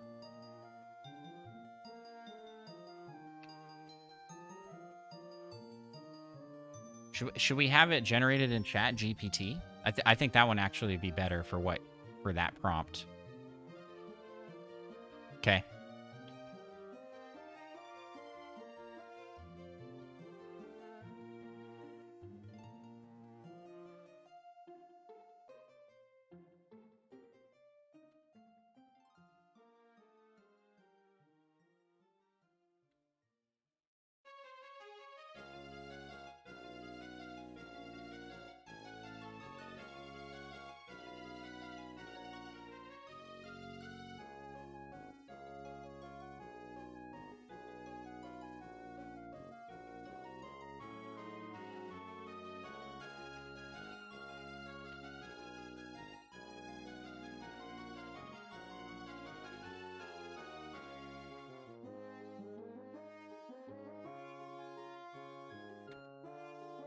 Typing it in. Paper Mario origin story. Oh, hey, it's LPD. He's been here, Presto. Did you miss his comments up before?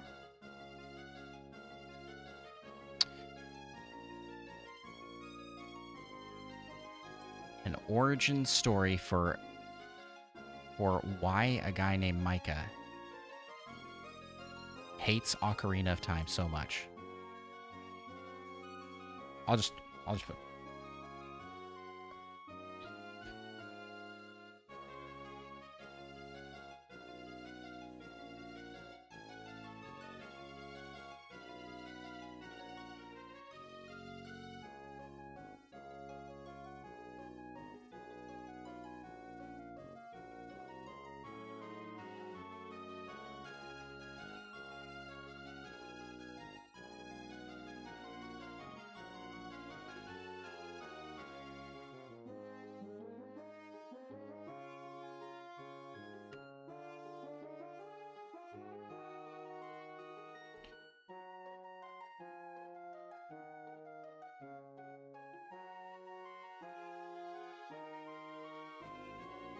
Okay. Okay. I see.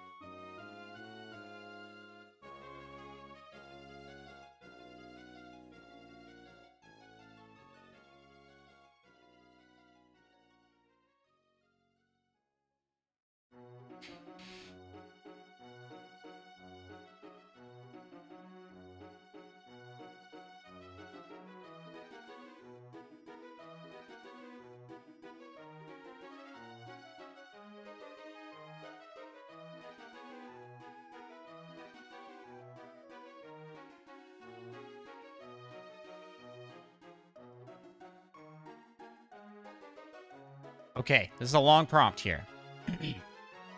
An origin story for how Micah became a co-host on the Nintendo Pals podcast include action, romance, comedy, and a plot twist in the middle of the story. Talk about Micah's obsession with Echo the Dolphin, Metroid Prime, and explain why he hates Ocarina of Time so much. Make it a family-friendly story.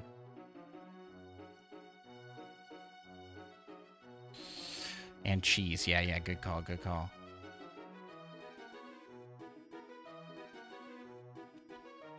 How specific can we get with this? Okay.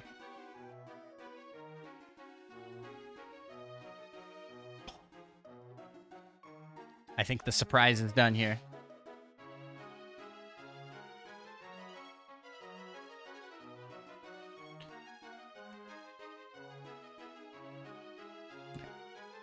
Chaos that is ahead.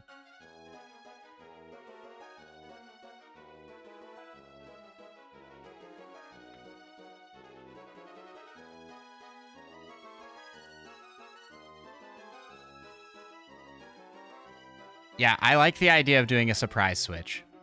I think it's fun, and it will keep me on my toes for random things I can do on stream.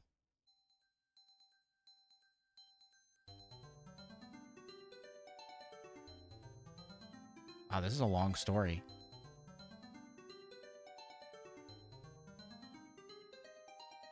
All right.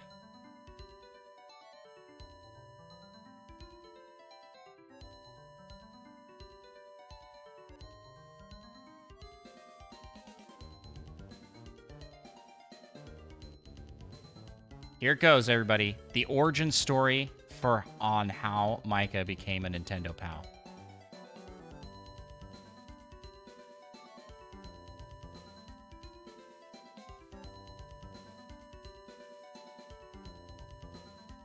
Once upon a time, there was a young boy named Micah who was an avid Nintendo fan.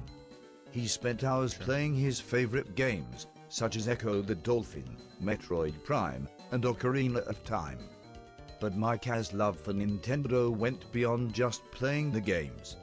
He was also obsessed with learning everything he could about the game's development, the history of Nintendo, and the secrets hidden within the games. One day, while browsing online, Micah stumbled upon a podcast called Nintendo Pals. It was a podcast created by two friends, where they discussed their love for all things Nintendo and shared their thoughts on the latest games and news. Micah became an instant fan and listened to every episode, eagerly awaiting the next one to be released. As he listened to the podcast, Micah realized that he had a lot to offer as a co-host.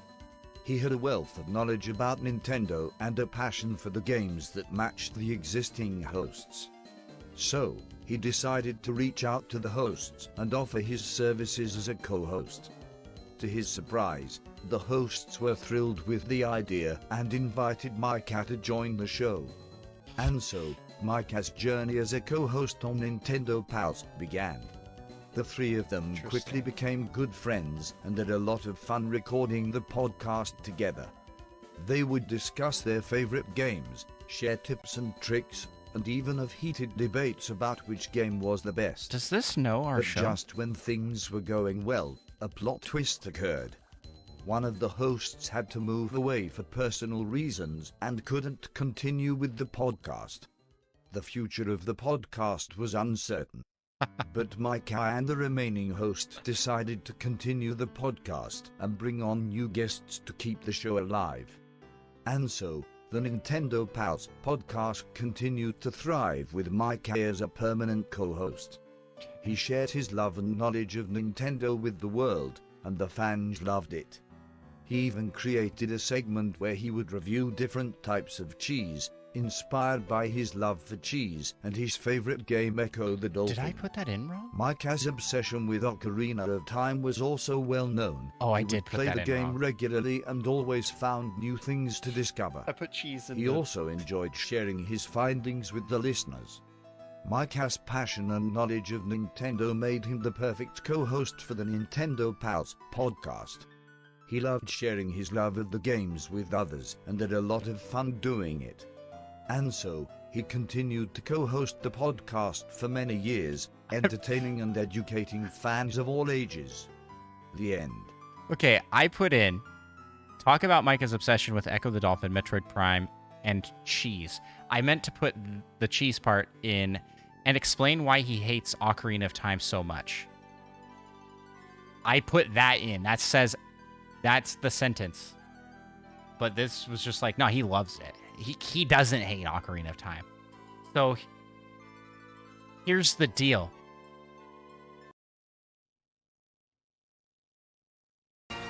He liked Ocarina of Time all along. I knew it!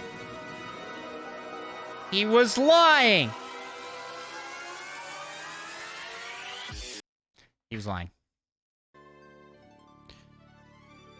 No, but this actually is... So now I am curious. Let's start a new chat here.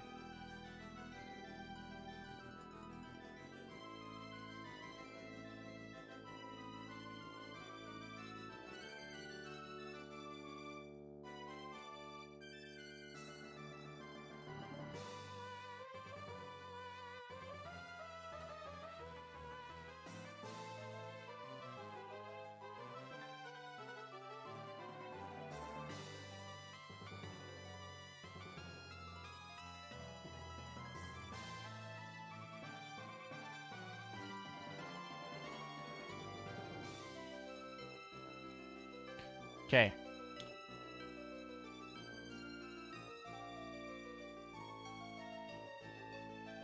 So here I'm gonna ask if the AI can tell me about my podcast.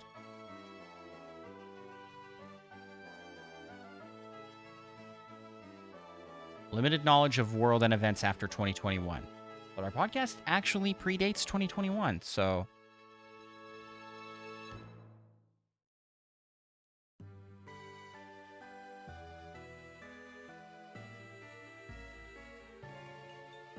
Write a review for Breath of the Wild 2. It can't do that. I have tried that. It can make a guess. And it will say, I can make a guess, but that game does not exist. So I don't know about it. Like, oh, okay.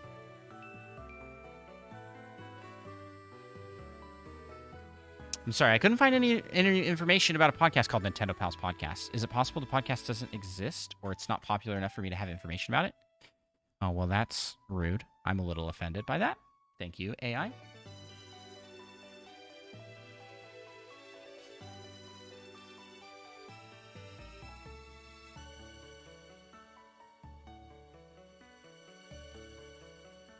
The hosts are Andros and Micah.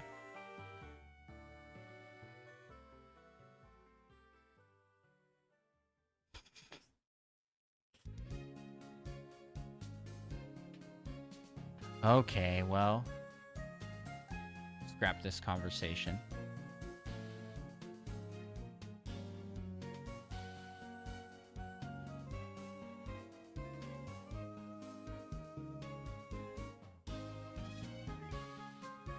Yeah, absolutely roasted by this AI. I don't like it very much anymore.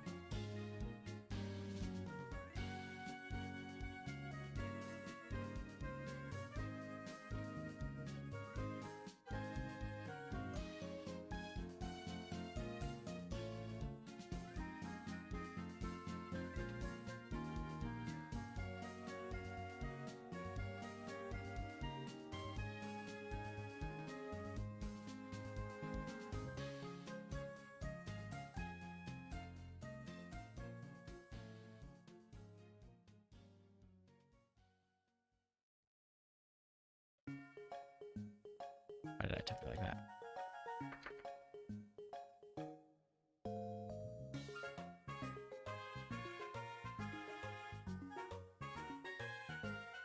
It probably does Probably doesn't know off the wall, though. Well, no, you started after 2021.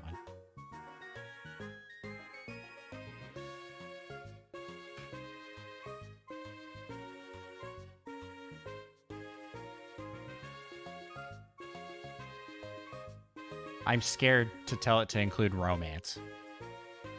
But I think it's funny.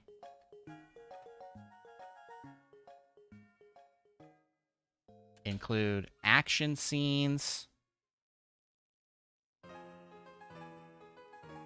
They didn't really include comedy in the last one. Yeah, nope, we're not doing that.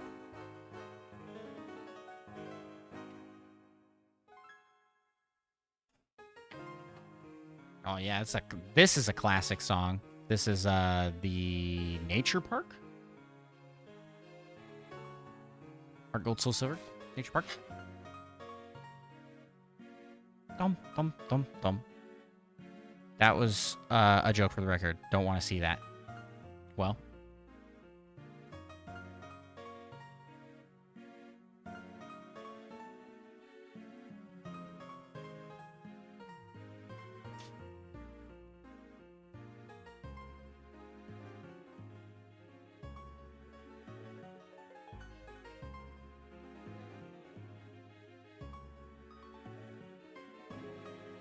How about this? We'll make sure that this stays. We'll make sure that this stays far away from romance between Micah and me.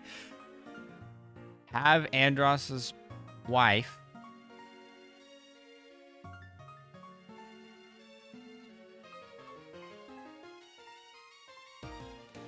Mugglemoo join the team halfway through the story. Yeah?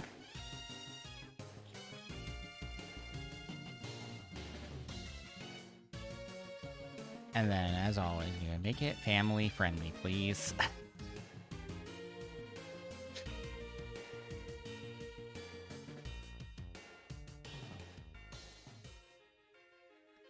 Make the story family friendly.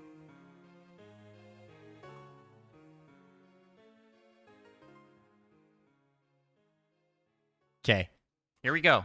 An origin story for how two best friends, Andros and Micah, started the Nintendo Pals podcast. Include intense action scenes, romance, comedy, and a plot twist in the middle of the story. Have Andros' wife, Mugglemoo, join the team halfway through the story. Make the story family friendly, please.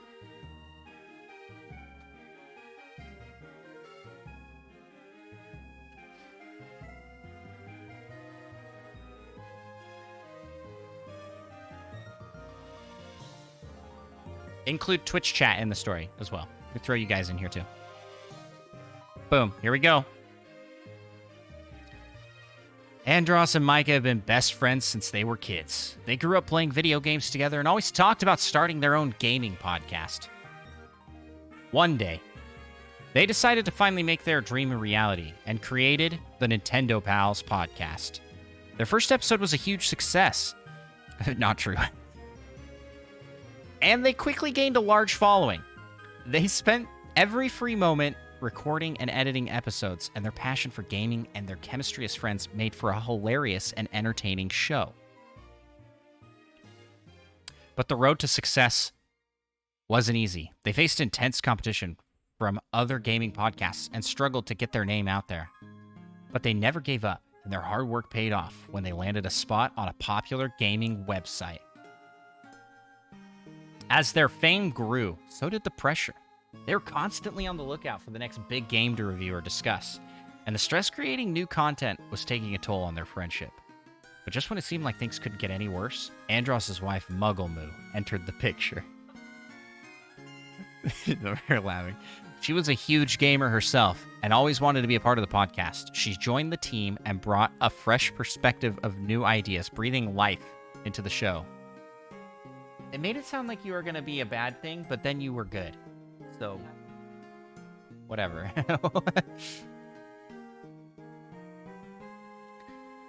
But the real twist came when they discovered that one of their fans in the Twitch chat was actually a big-time game developer.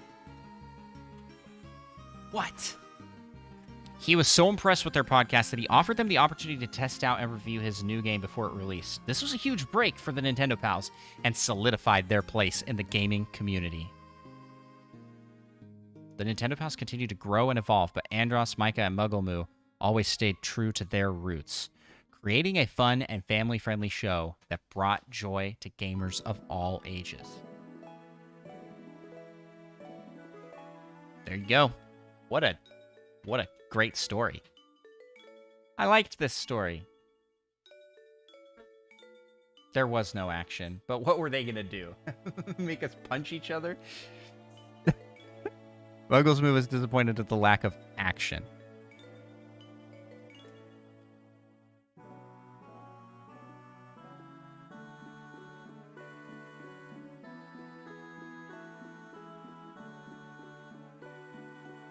Okay, here we go. I'm gonna post this over on Discord.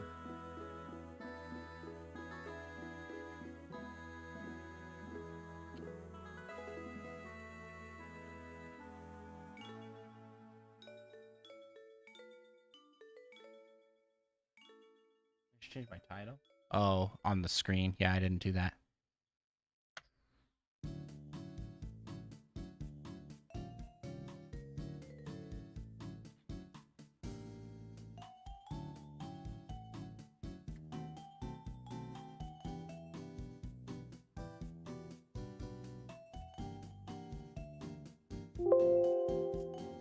Loud. Michael Muggle sounded like the villain for the good half, and then she just joined. Yeah. It was like, what? Did that even... Wait, like, what?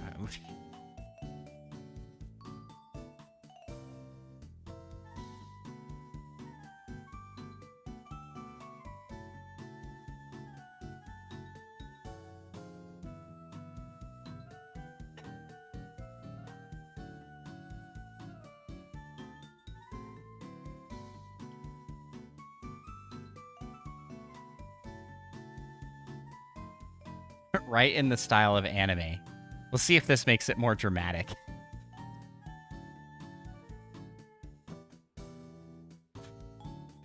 What do you got for us, ChatGPT?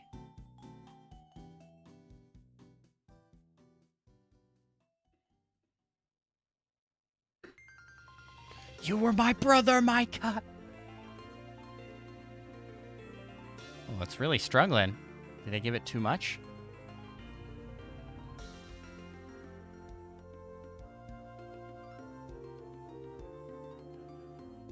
Hello?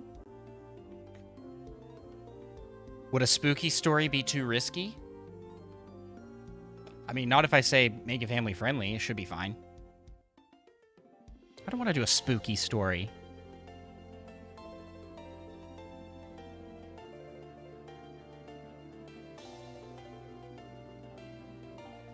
I must sacrifice myself. Well, that's taking its time.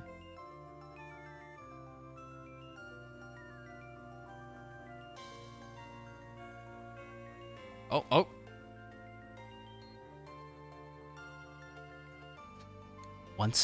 Wait, I need more dramatic music than this. Oh, that's too loud. Hold on.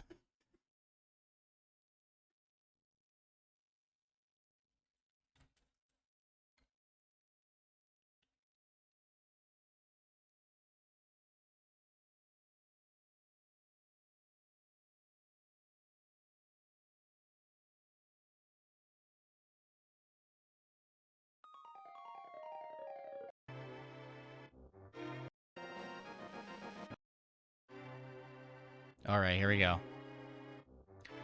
Once upon a time, in a land filled with pixelated landscapes and 8-bit melodies, two young boys named Andros and Micah met in the virtual world. They quickly bonded over their love for Nintendo games and decided to embark on a grand adventure together. As they journeyed through the many worlds of their favorite games, they encountered fierce bosses and challenging obstacles. But with their quick reflexes and strategic teamwork, They were able to overcome every obstacle that stood in their way. As they grew older, Andros and Micah realized that they wanted to share their love for Nintendo games with others. So they decided to start their own podcast, Nintendo Pals, where they could share their gaming experiences around the world. The podcast quickly gained popularity, and they soon found themselves in the midst of a fierce competition. But with their unbreakable bond and determination, Andros and Micah emerged victorious and became the top Nintendo podcast in the land. But just when they thought their adventure was coming to an end, a new player entered the game. Andros' wife, Mugglemoo, a skilled gamer in her own right, joined the team and brought fresh ideas and new perspectives to the show. That's exactly what it said last time. With her help, the Nintendo Pals reached new heights of success. As they continued to grow and evolve, they began to notice strange messages appearing in their Twitch chat.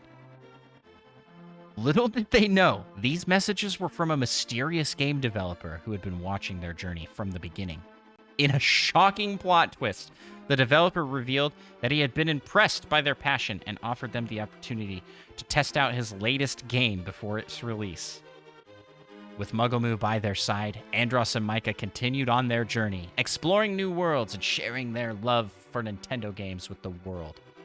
And even though their adventure may have come to an end, their friendship and passion for gaming will live on forever. I mean, that was pretty good. Yeah, but this was way more intense. Yes, really? Yeah, but did you hear how it was describing everything? Lucas was over here saying this wasn't intense. This wasn't good. Enter, yeah, okay. So up here, it said,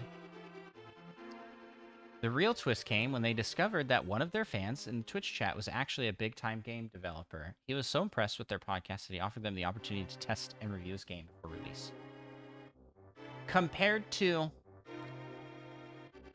as they continued to grow and evolve, they began to notice strange messages appearing in their Twitch chat. Little did they know, these messages were from a mysterious game developer who had been watching their journey from the beginning. I mean, that's just cooler. It's just written better. What? There need physical violence? There doesn't need to be physical violence. Another idea I had that I thought would be fun is we could put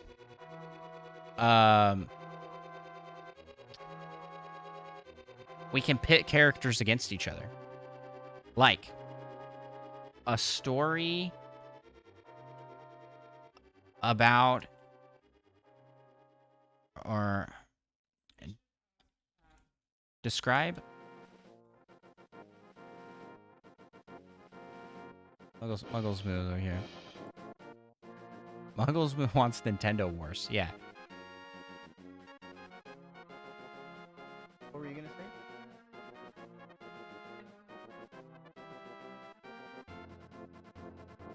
Oh, okay.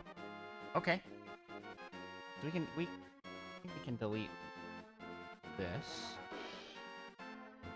Yes. Okay. Battle to the death? For the best?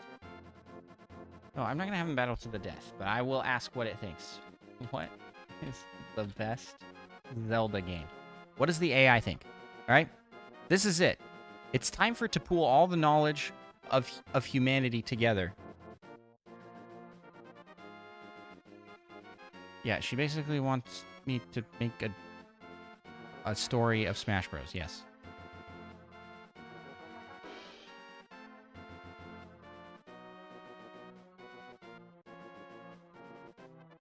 The best Zelda game is subjective and can vary depending on personal preference.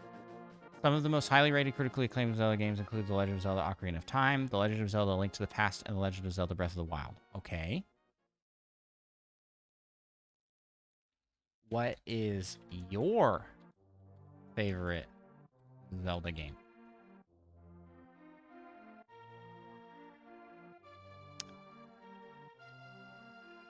As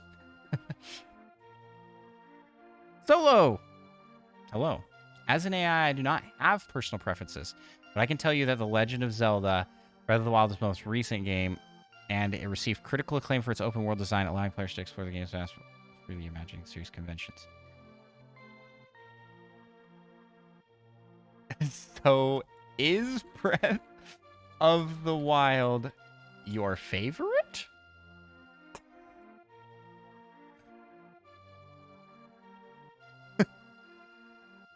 As a language model, does not compute.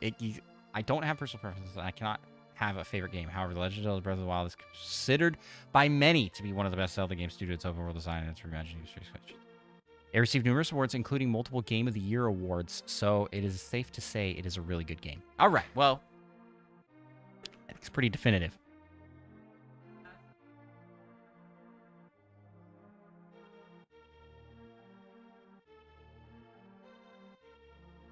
Wind Waker? Yeah. I'm going to do something different. We already generated stuff for that. You want to know what the AI says? We can mess with that. We can mess with that offline. Right now, what I want to do is a battle between two Nintendo characters. Give me two Nintendo characters, and let's make them fight.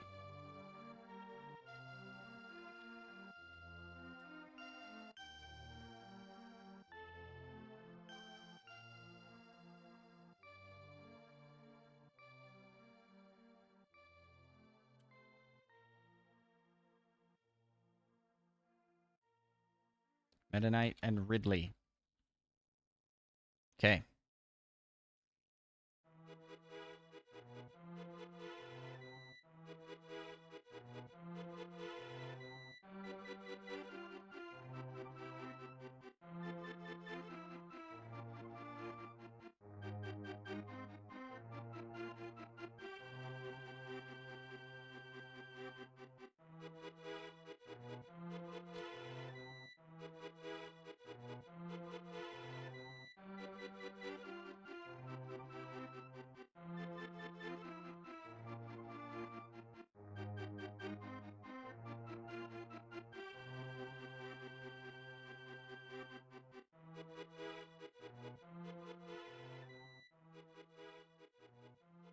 Okay, one of them has to die in the end. This is a fight to the death. All right?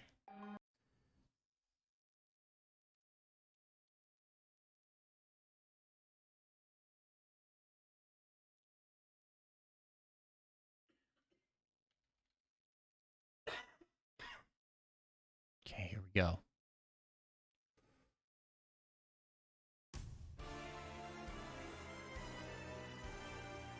Tell a story that describes an epic battle between Meta Knight and Ridley.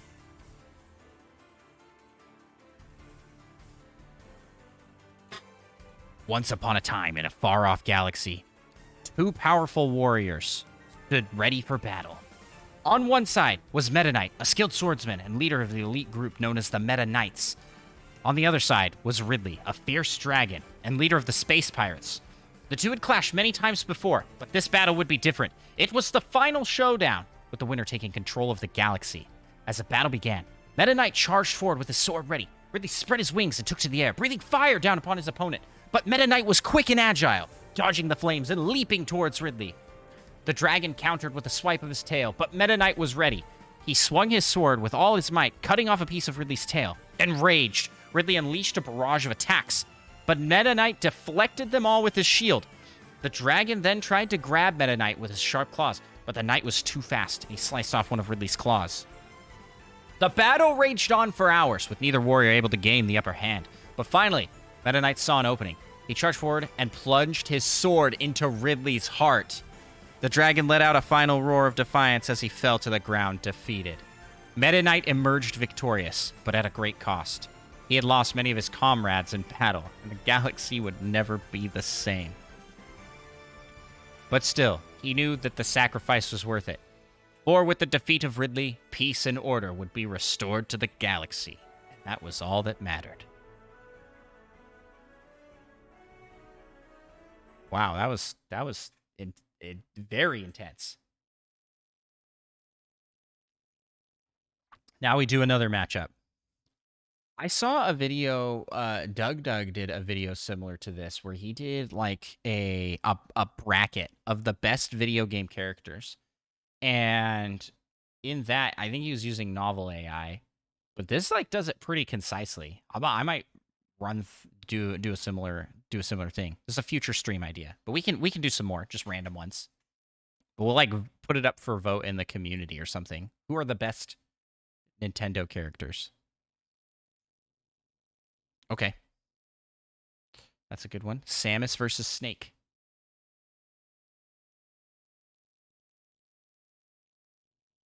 Oh, and then winner fights. Yeah. I like that idea.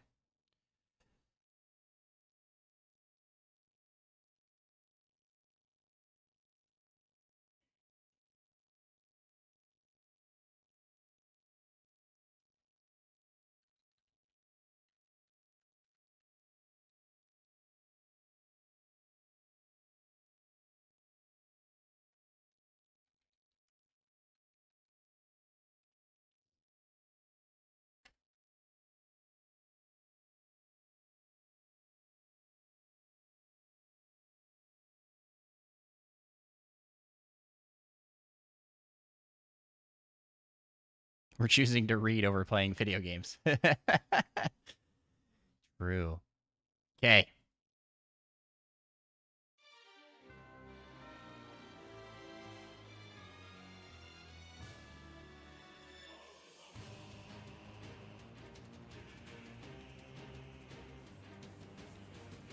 It was a dark and stormy night as Solid Snake and Samus Aran faced off against each other in the abandoned facility. Both were legendary soldiers, known for their stealth and combat skills, but only one of them would come out alive. The battle began with a bang, as Solid Snake fired his trusty revolver at Samus. But she quickly dodged the bullets, using her agility and advanced suit to her advantage. She retaliated with a blast from her arm cannon, but Snake was able to evade it using his stealth camouflage. The two warriors moved through the facility, exchanging fire and trying to outsmart each other. They both had many weapons and gadgets at their disposal, but neither could gain the upper hand. As the fight went on, the facility began to crumble around them, adding to the chaos of the battle. But still, neither soldier would back down. Finally, after what seemed like hours, the two found themselves at a final showdown. Samus aimed her arm cannon at Snake, ready to fire the killing blow. But Snake, with his quick thinking and determination, was able to disarm her and hit a final blow with his knife. Samus lay on the ground, mortally wounded. As she lay dying, she looked up at Snake and whispered, "You've won this battle, but the war is far from over." Solid Snake knew she was right. He had emerged victorious, but at a great cost. He had lost a worthy opponent and a fellow warrior.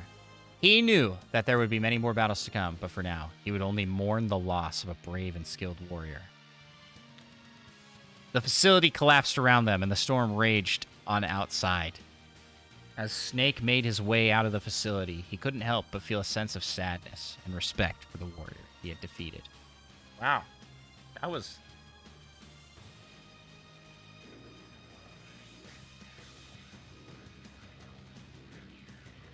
really intense.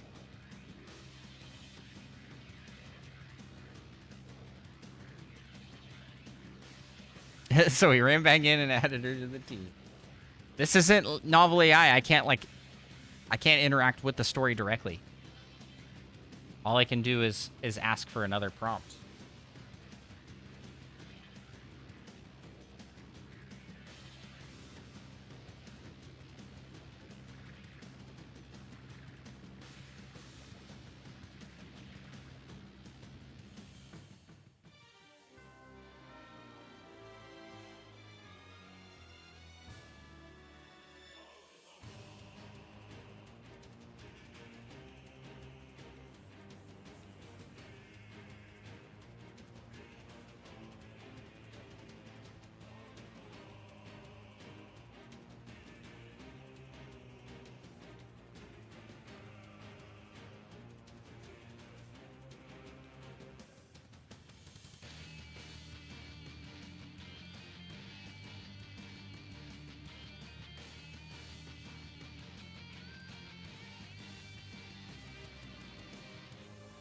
Should we add anything else?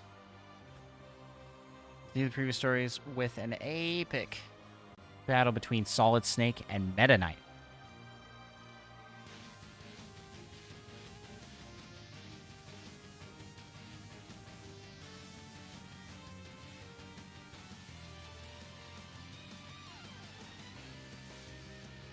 Should we specify location? I mean, we could.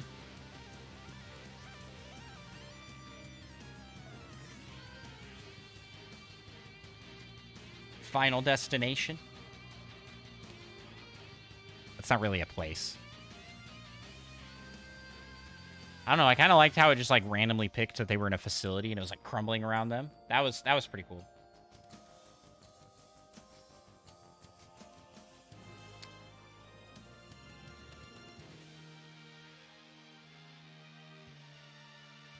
One has to die.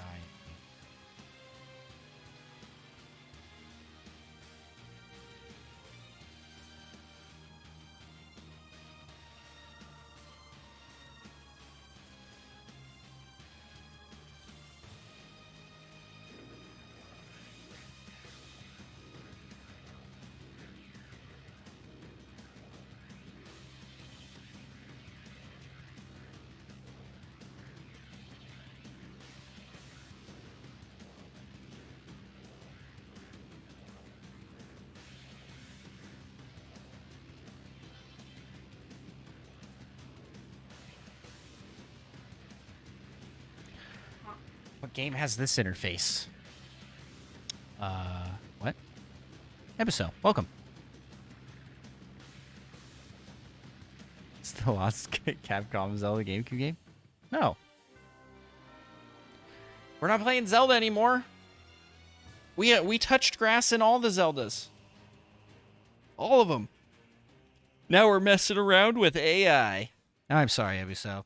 Don't worry, a YouTube video will be up for that shortly. And it'll be quick turnaround because it was very fast to make.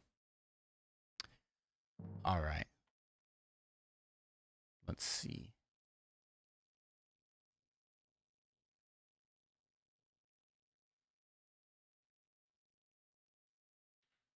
Here we go. The epic conclusion to Solid Snake and Meta Knight's stories. Here we go.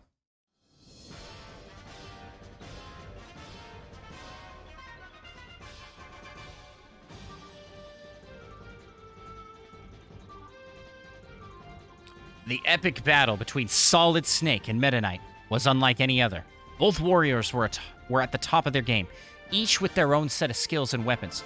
The fate of the galaxy hung in the balance as the two faced off against each other. The battle began with a flurry of attacks, as Snake fired his gun at Meta Knight, and the Knight charged forward with his sword. Both narrowly dodged each other's attacks, their reflexes honed from countless battles. As the fight went on, the two exchanged blows, each landing devastating hits, but somehow managing to survive. The facility around them was in ruins, adding to the chaos of the battle. Oh, so this is happening immediately after the last story. They're in the same place. Finally, after what seemed like an eternity, the two found themselves locked in a desperate struggle. Snake had his gun pointed at Meta Knight's head, while the Knight had his sword pressed against Snake's throat. "It's over, Snake," Meta Knight said, his voice steady and resolute. "Surrender now and I'll spare your life." "Not a chance," Snake replied, his voice filled with determination. "I've come too far to back down now." That's my Snake impression, guys. The two stood for what felt like an eternity, both unwilling to back down. But finally, Snake made his move. He pulled the trigger, but Meta Knight was too fast. He deflected the bullet with his sword and plunged it into Snake's chest. As Snake lay dying, he looked up at Meta Knight and said, "You may have won this battle, but the war is far from over." Meta Knight knew he was right. He had emerged victorious. This is the exact same ending as the last one. But at a great cost. He had lost a worthy opponent. This is the exact same. The exact same ending. I want something different. We're regenerating the response. That was really epic.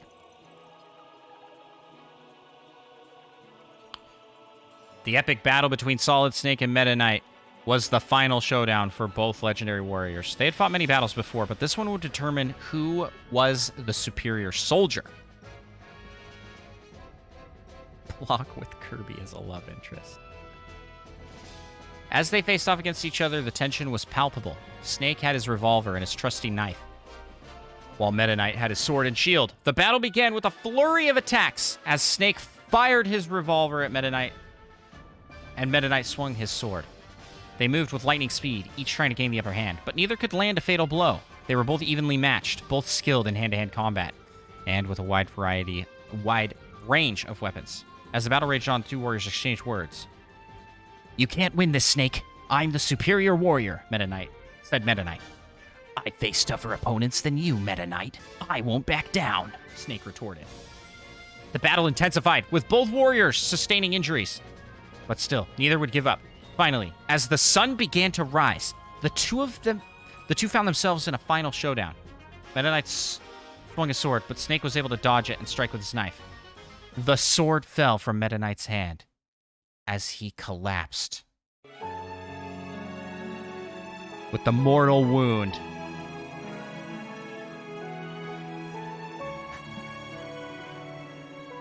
"You've won this battle, Snake," said Meta Knight. "But know this. I'll always be remembered as the superior warrior." Solid Snake looked down at his fallen opponent, and he knew that Meta Knight was right. He had won the battle, but at a great cost. He had lost a worthy opponent and a fellow warrior. He knew that this was the end of his own story as well. As Snake left the battlefield, he couldn't help but feel a sense of sadness and respect for the warrior he had defeated. He knew that his story and Meta Knight's story were forever entwined, and that they could both be remembered. They would both be remembered as legends in the annals of history. The annals? Is that how you pronounce it? We'll just move beyond that. We'll just move beyond that comment, guys. All right, well, that's it for the stream. Yeah, oh no, thank you, OPD. I was like, that's wrong. I knew it was wrong as soon as I said it. That was super fun. That was a good time, I think. So the question is, where do we send a raid? Let's send a raid to Speedrunner Slade.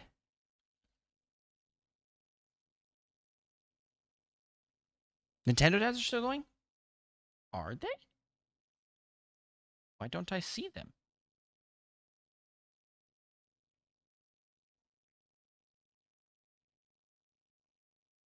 Huh. Well, yeah, we'll send it over there. Nintendo dads.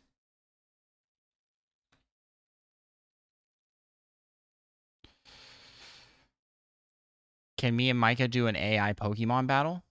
Like how? What do you mean? What do you mean?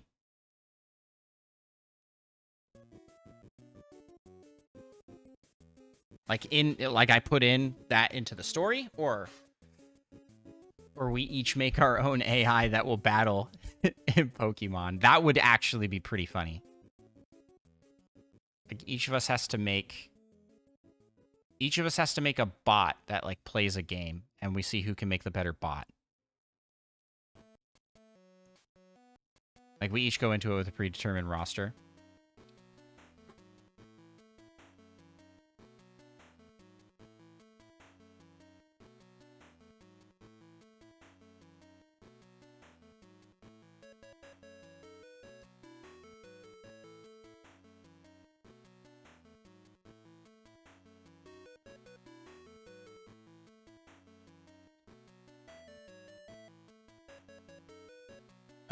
Versus against Micah.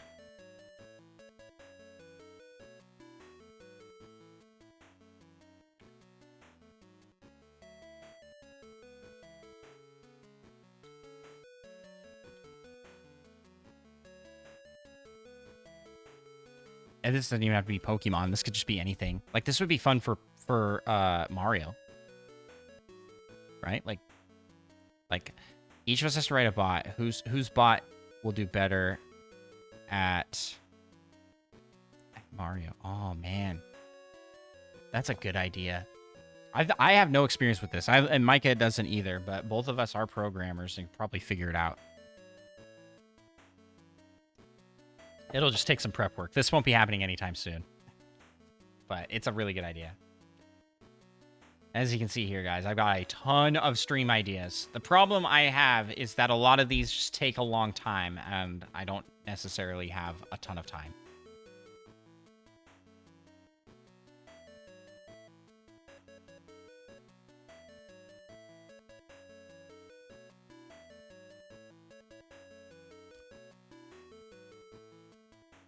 Leg waxes quicker. Yeah. Yeah, that's why I did the touch grass Zelda thing. Because it was like...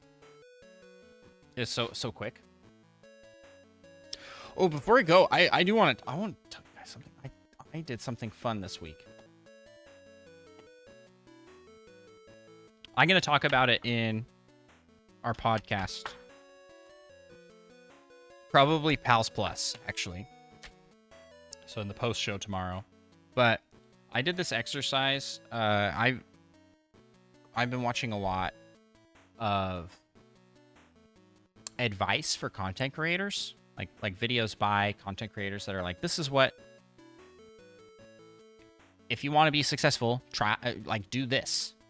And I'm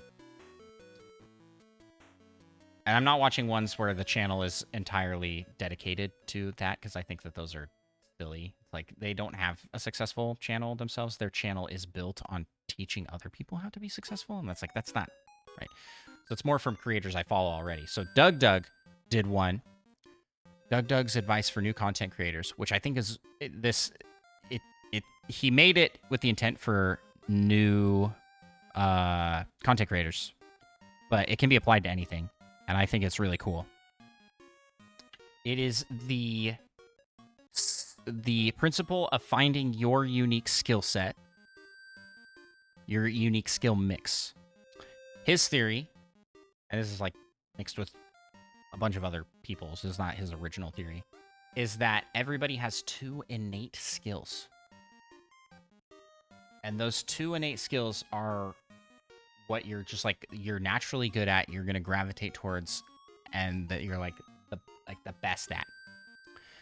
And that the best content will come when you find those 2 skills and find a way to mix those 2 to make content. And so for him, his channel, he's like, when I did this exercise, I found that my 2 skills were teaching and creating challenges, creating fun challenges. He's like, and once I decided that, I was like, well, I'm gonna teach how to beat a challenge that I make up. And that's when his channel took off. It's really cool. I really liked the exercise because I'm not out here going like, oh, this will make my channel take off, but it's a good like self-introspective type thing.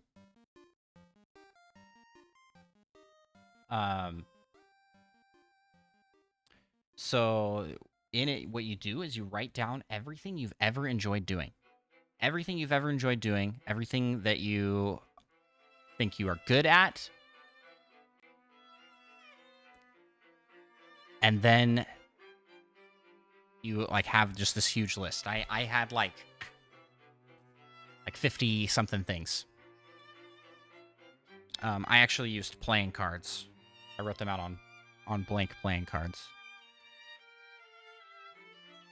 So I've got things like reading video game plots and lore, putting on shows, plays, and skits for my family and friends. I used to do that all the time as a kid. I love doing stuff like that.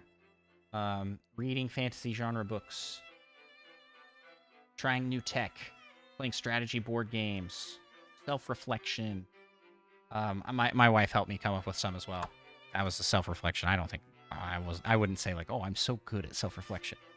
So you write all these things down, and then you write underneath it why you like that thing or why you are good at that thing.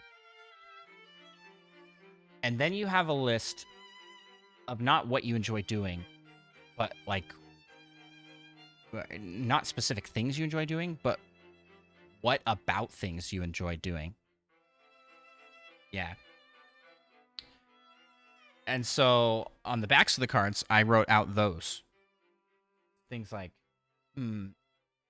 I like a sense of adventure, exploration, making others happy, strategizing best ways to do things, adapting to plans on the fly. What is this one for? Going to amusement parks. That's the parts I like about going to amusement parks. So I wrote all these out and then flipped them over. I had no idea what the objects were anymore, like what the things were that I wrote, just the whys. And I came back to it the next day and I sorted those into groups. And just tried to get them into like matching groups, and then I matched them based till I got it down to like essentially 2 things. And found ways like, okay, so how would this work with this? And what I found was that my stacks ended up being kind of uneven here. This is my main skill set, I guess. My main skill, and this is my secondary. But both are things that I'm very passionate about and enjoy doing. And this one is teaching, which is kind of boring because that's exactly what Doug picked for his. But his was more like storytelling. I guess I'm good at that, but I think I'm just more. This is more about communicating. I like to present. I like to talk. I like to communicate.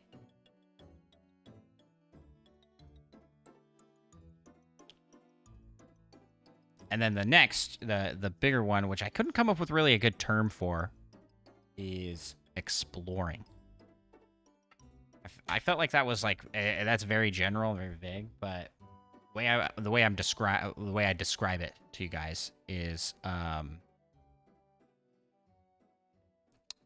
I like all aspects of an adventure.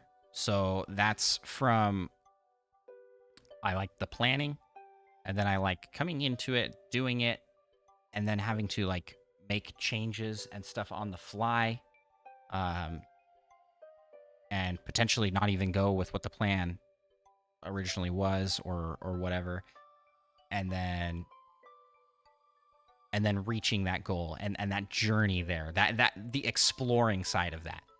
And that, I mean, filled like so many things, like what I enjoy about video games, what I enjoy about reading, watching shows, going places, playing games. Like I really like the exploration aspect, and this isn't just exploring like in a physical sense, but exploring different ways to do a certain thing. So I felt like I feel like I'm getting like way more honed in on like what makes me tick and what I like doing. And it's helped give me some clarity on things like job stuff. Like, oh, this is why I like this aspect of what I do with work and why I don't like these aspects. Like, this makes sense. Like, I'm innately good at these pieces and things. I'd be good at marketing. Interesting. Exploring and teaching. Yeah, I've been told that before. I just don't know if I could do that. I can market Nintendo Pals, but I don't think I could market something that I am not personally passionate about. It would feel weird to me.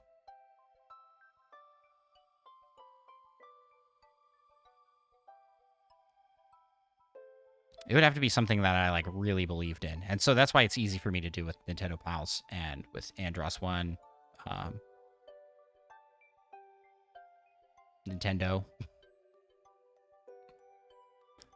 think I like the challenge of the assignment. Buy it or else we will take over the world. Yeah. So I'm going to look for ways to integrate that more into the content I'm making, and I'm very excited about it. Not only that, but then I was listening to another stream guide for help. I have this taped up here on the side. And in it, this one was by Ludwig, and he talked about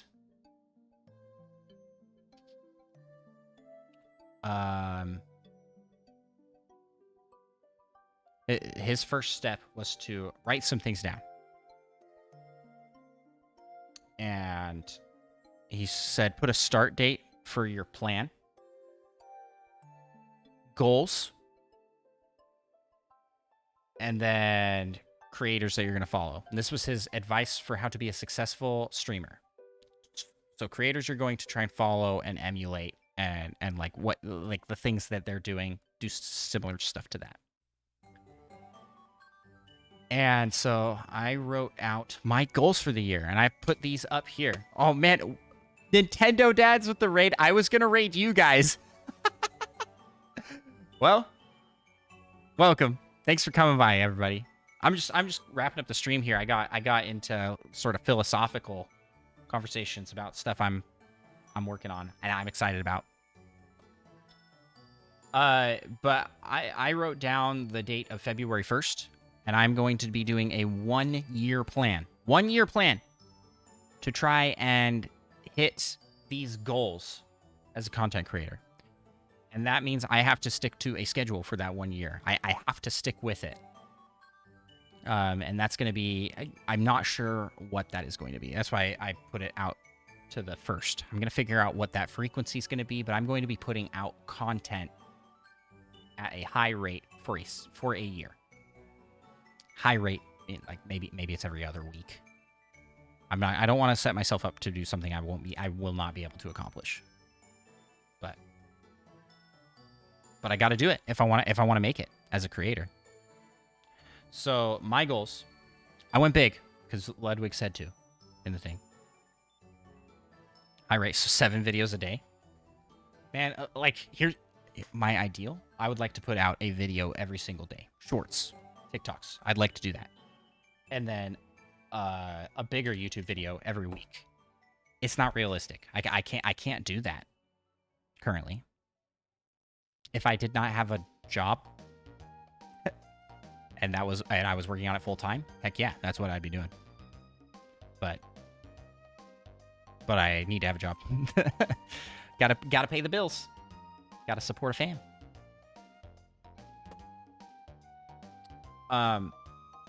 So here's the goals for this year. This 1-year plan. 100,000 subscribers on YouTube. 10,000 followers on Twitch. I want a video to hit 500,000 views.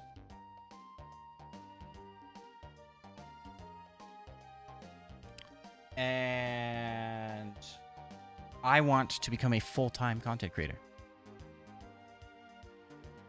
And then my last one is to set and meet a video schedule. That is what I want to do. And I figure I write them down, go big, go home. Go big or go home. By the end of the year, I haven't hit those goals, then it's time to reevaluate. Did I make progress, or am I at the same spot I am now?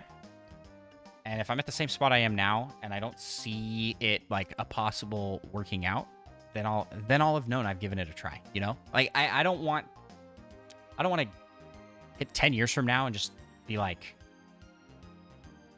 if only I'd gone for it. You know, I want to give it a real try. So that's the idea. But I haven't started the 1-year plan yet because I got to figure out some things. I got to figure out how I'm going to do that and keep the healthy balance that I have now. Because I've made really good progress over the last 6 months or so in my journey for mental health, and I'm on a good track with physical health as well. Just like a lot of things that I want to not lose. Yeah. Thank you. So the creators I put down, I'm gonna be that I'm looking at sort of like examples on what to do and not emulate, but you know, people to look to for like mentorship. I'm not gonna like reach out to them, but look at their stuff as like a guide and go, I could do something like this and try things, because that's really all you can do is look at what other people do and see what works and what doesn't work and come up with your own ideas based off that. So I put down Doug because I feel like what I do probably most aligns with what he does. I can't like go out and like recommend Doug because it's pretty it's not family friendly. So I guess I'm just like a family friendly version of him. And then I put down Simply Fur, another creator that I think he does Mario Odyssey speedrunning, but his content has just evolved into a place like I really like what he does. Cosmic I have looked to for so much help. Cosmic is the reason my thumbnails look good. I didn't ask him to do it for me, but he like showed me the ropes and got me started on like this is good thumbnail design, and yeah, so he's been extremely helpful and just like one of the coolest dudes. And his content's really good. All right. Lil Curbs. I won't go through each of these guys, but Linkus. Guys, have anybody heard of Linkus? And Ludwig. Ludwig I put at the bottom because while I think his content is really cool, it's not very similar to what I'm doing. But I liked his whole lesson and his plan, so I'm going to be applying things from that. Anywho, worst possible time for ads. I'm sorry, Purple Rio.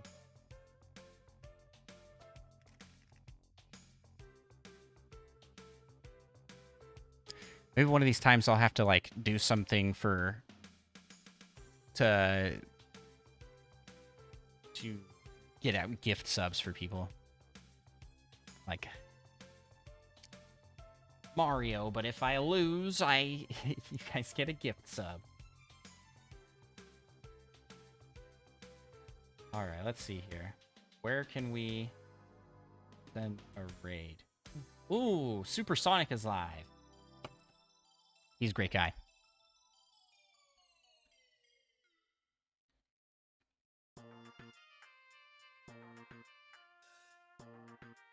I don't know if the ads are still going for people, so I don't want to like send a raid. Oh yeah, you're back. Okay, good deal.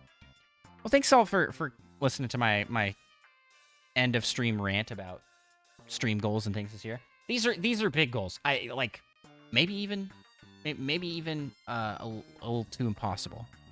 Muggle Moo was like 100,000 subscribers in a year. But here's the thing: is I think my content is worth it. Is worth 100,000 subscribers. So I think it's totally doable. If I am set on that 1-year plan with a consistent release schedule, I think it's doable.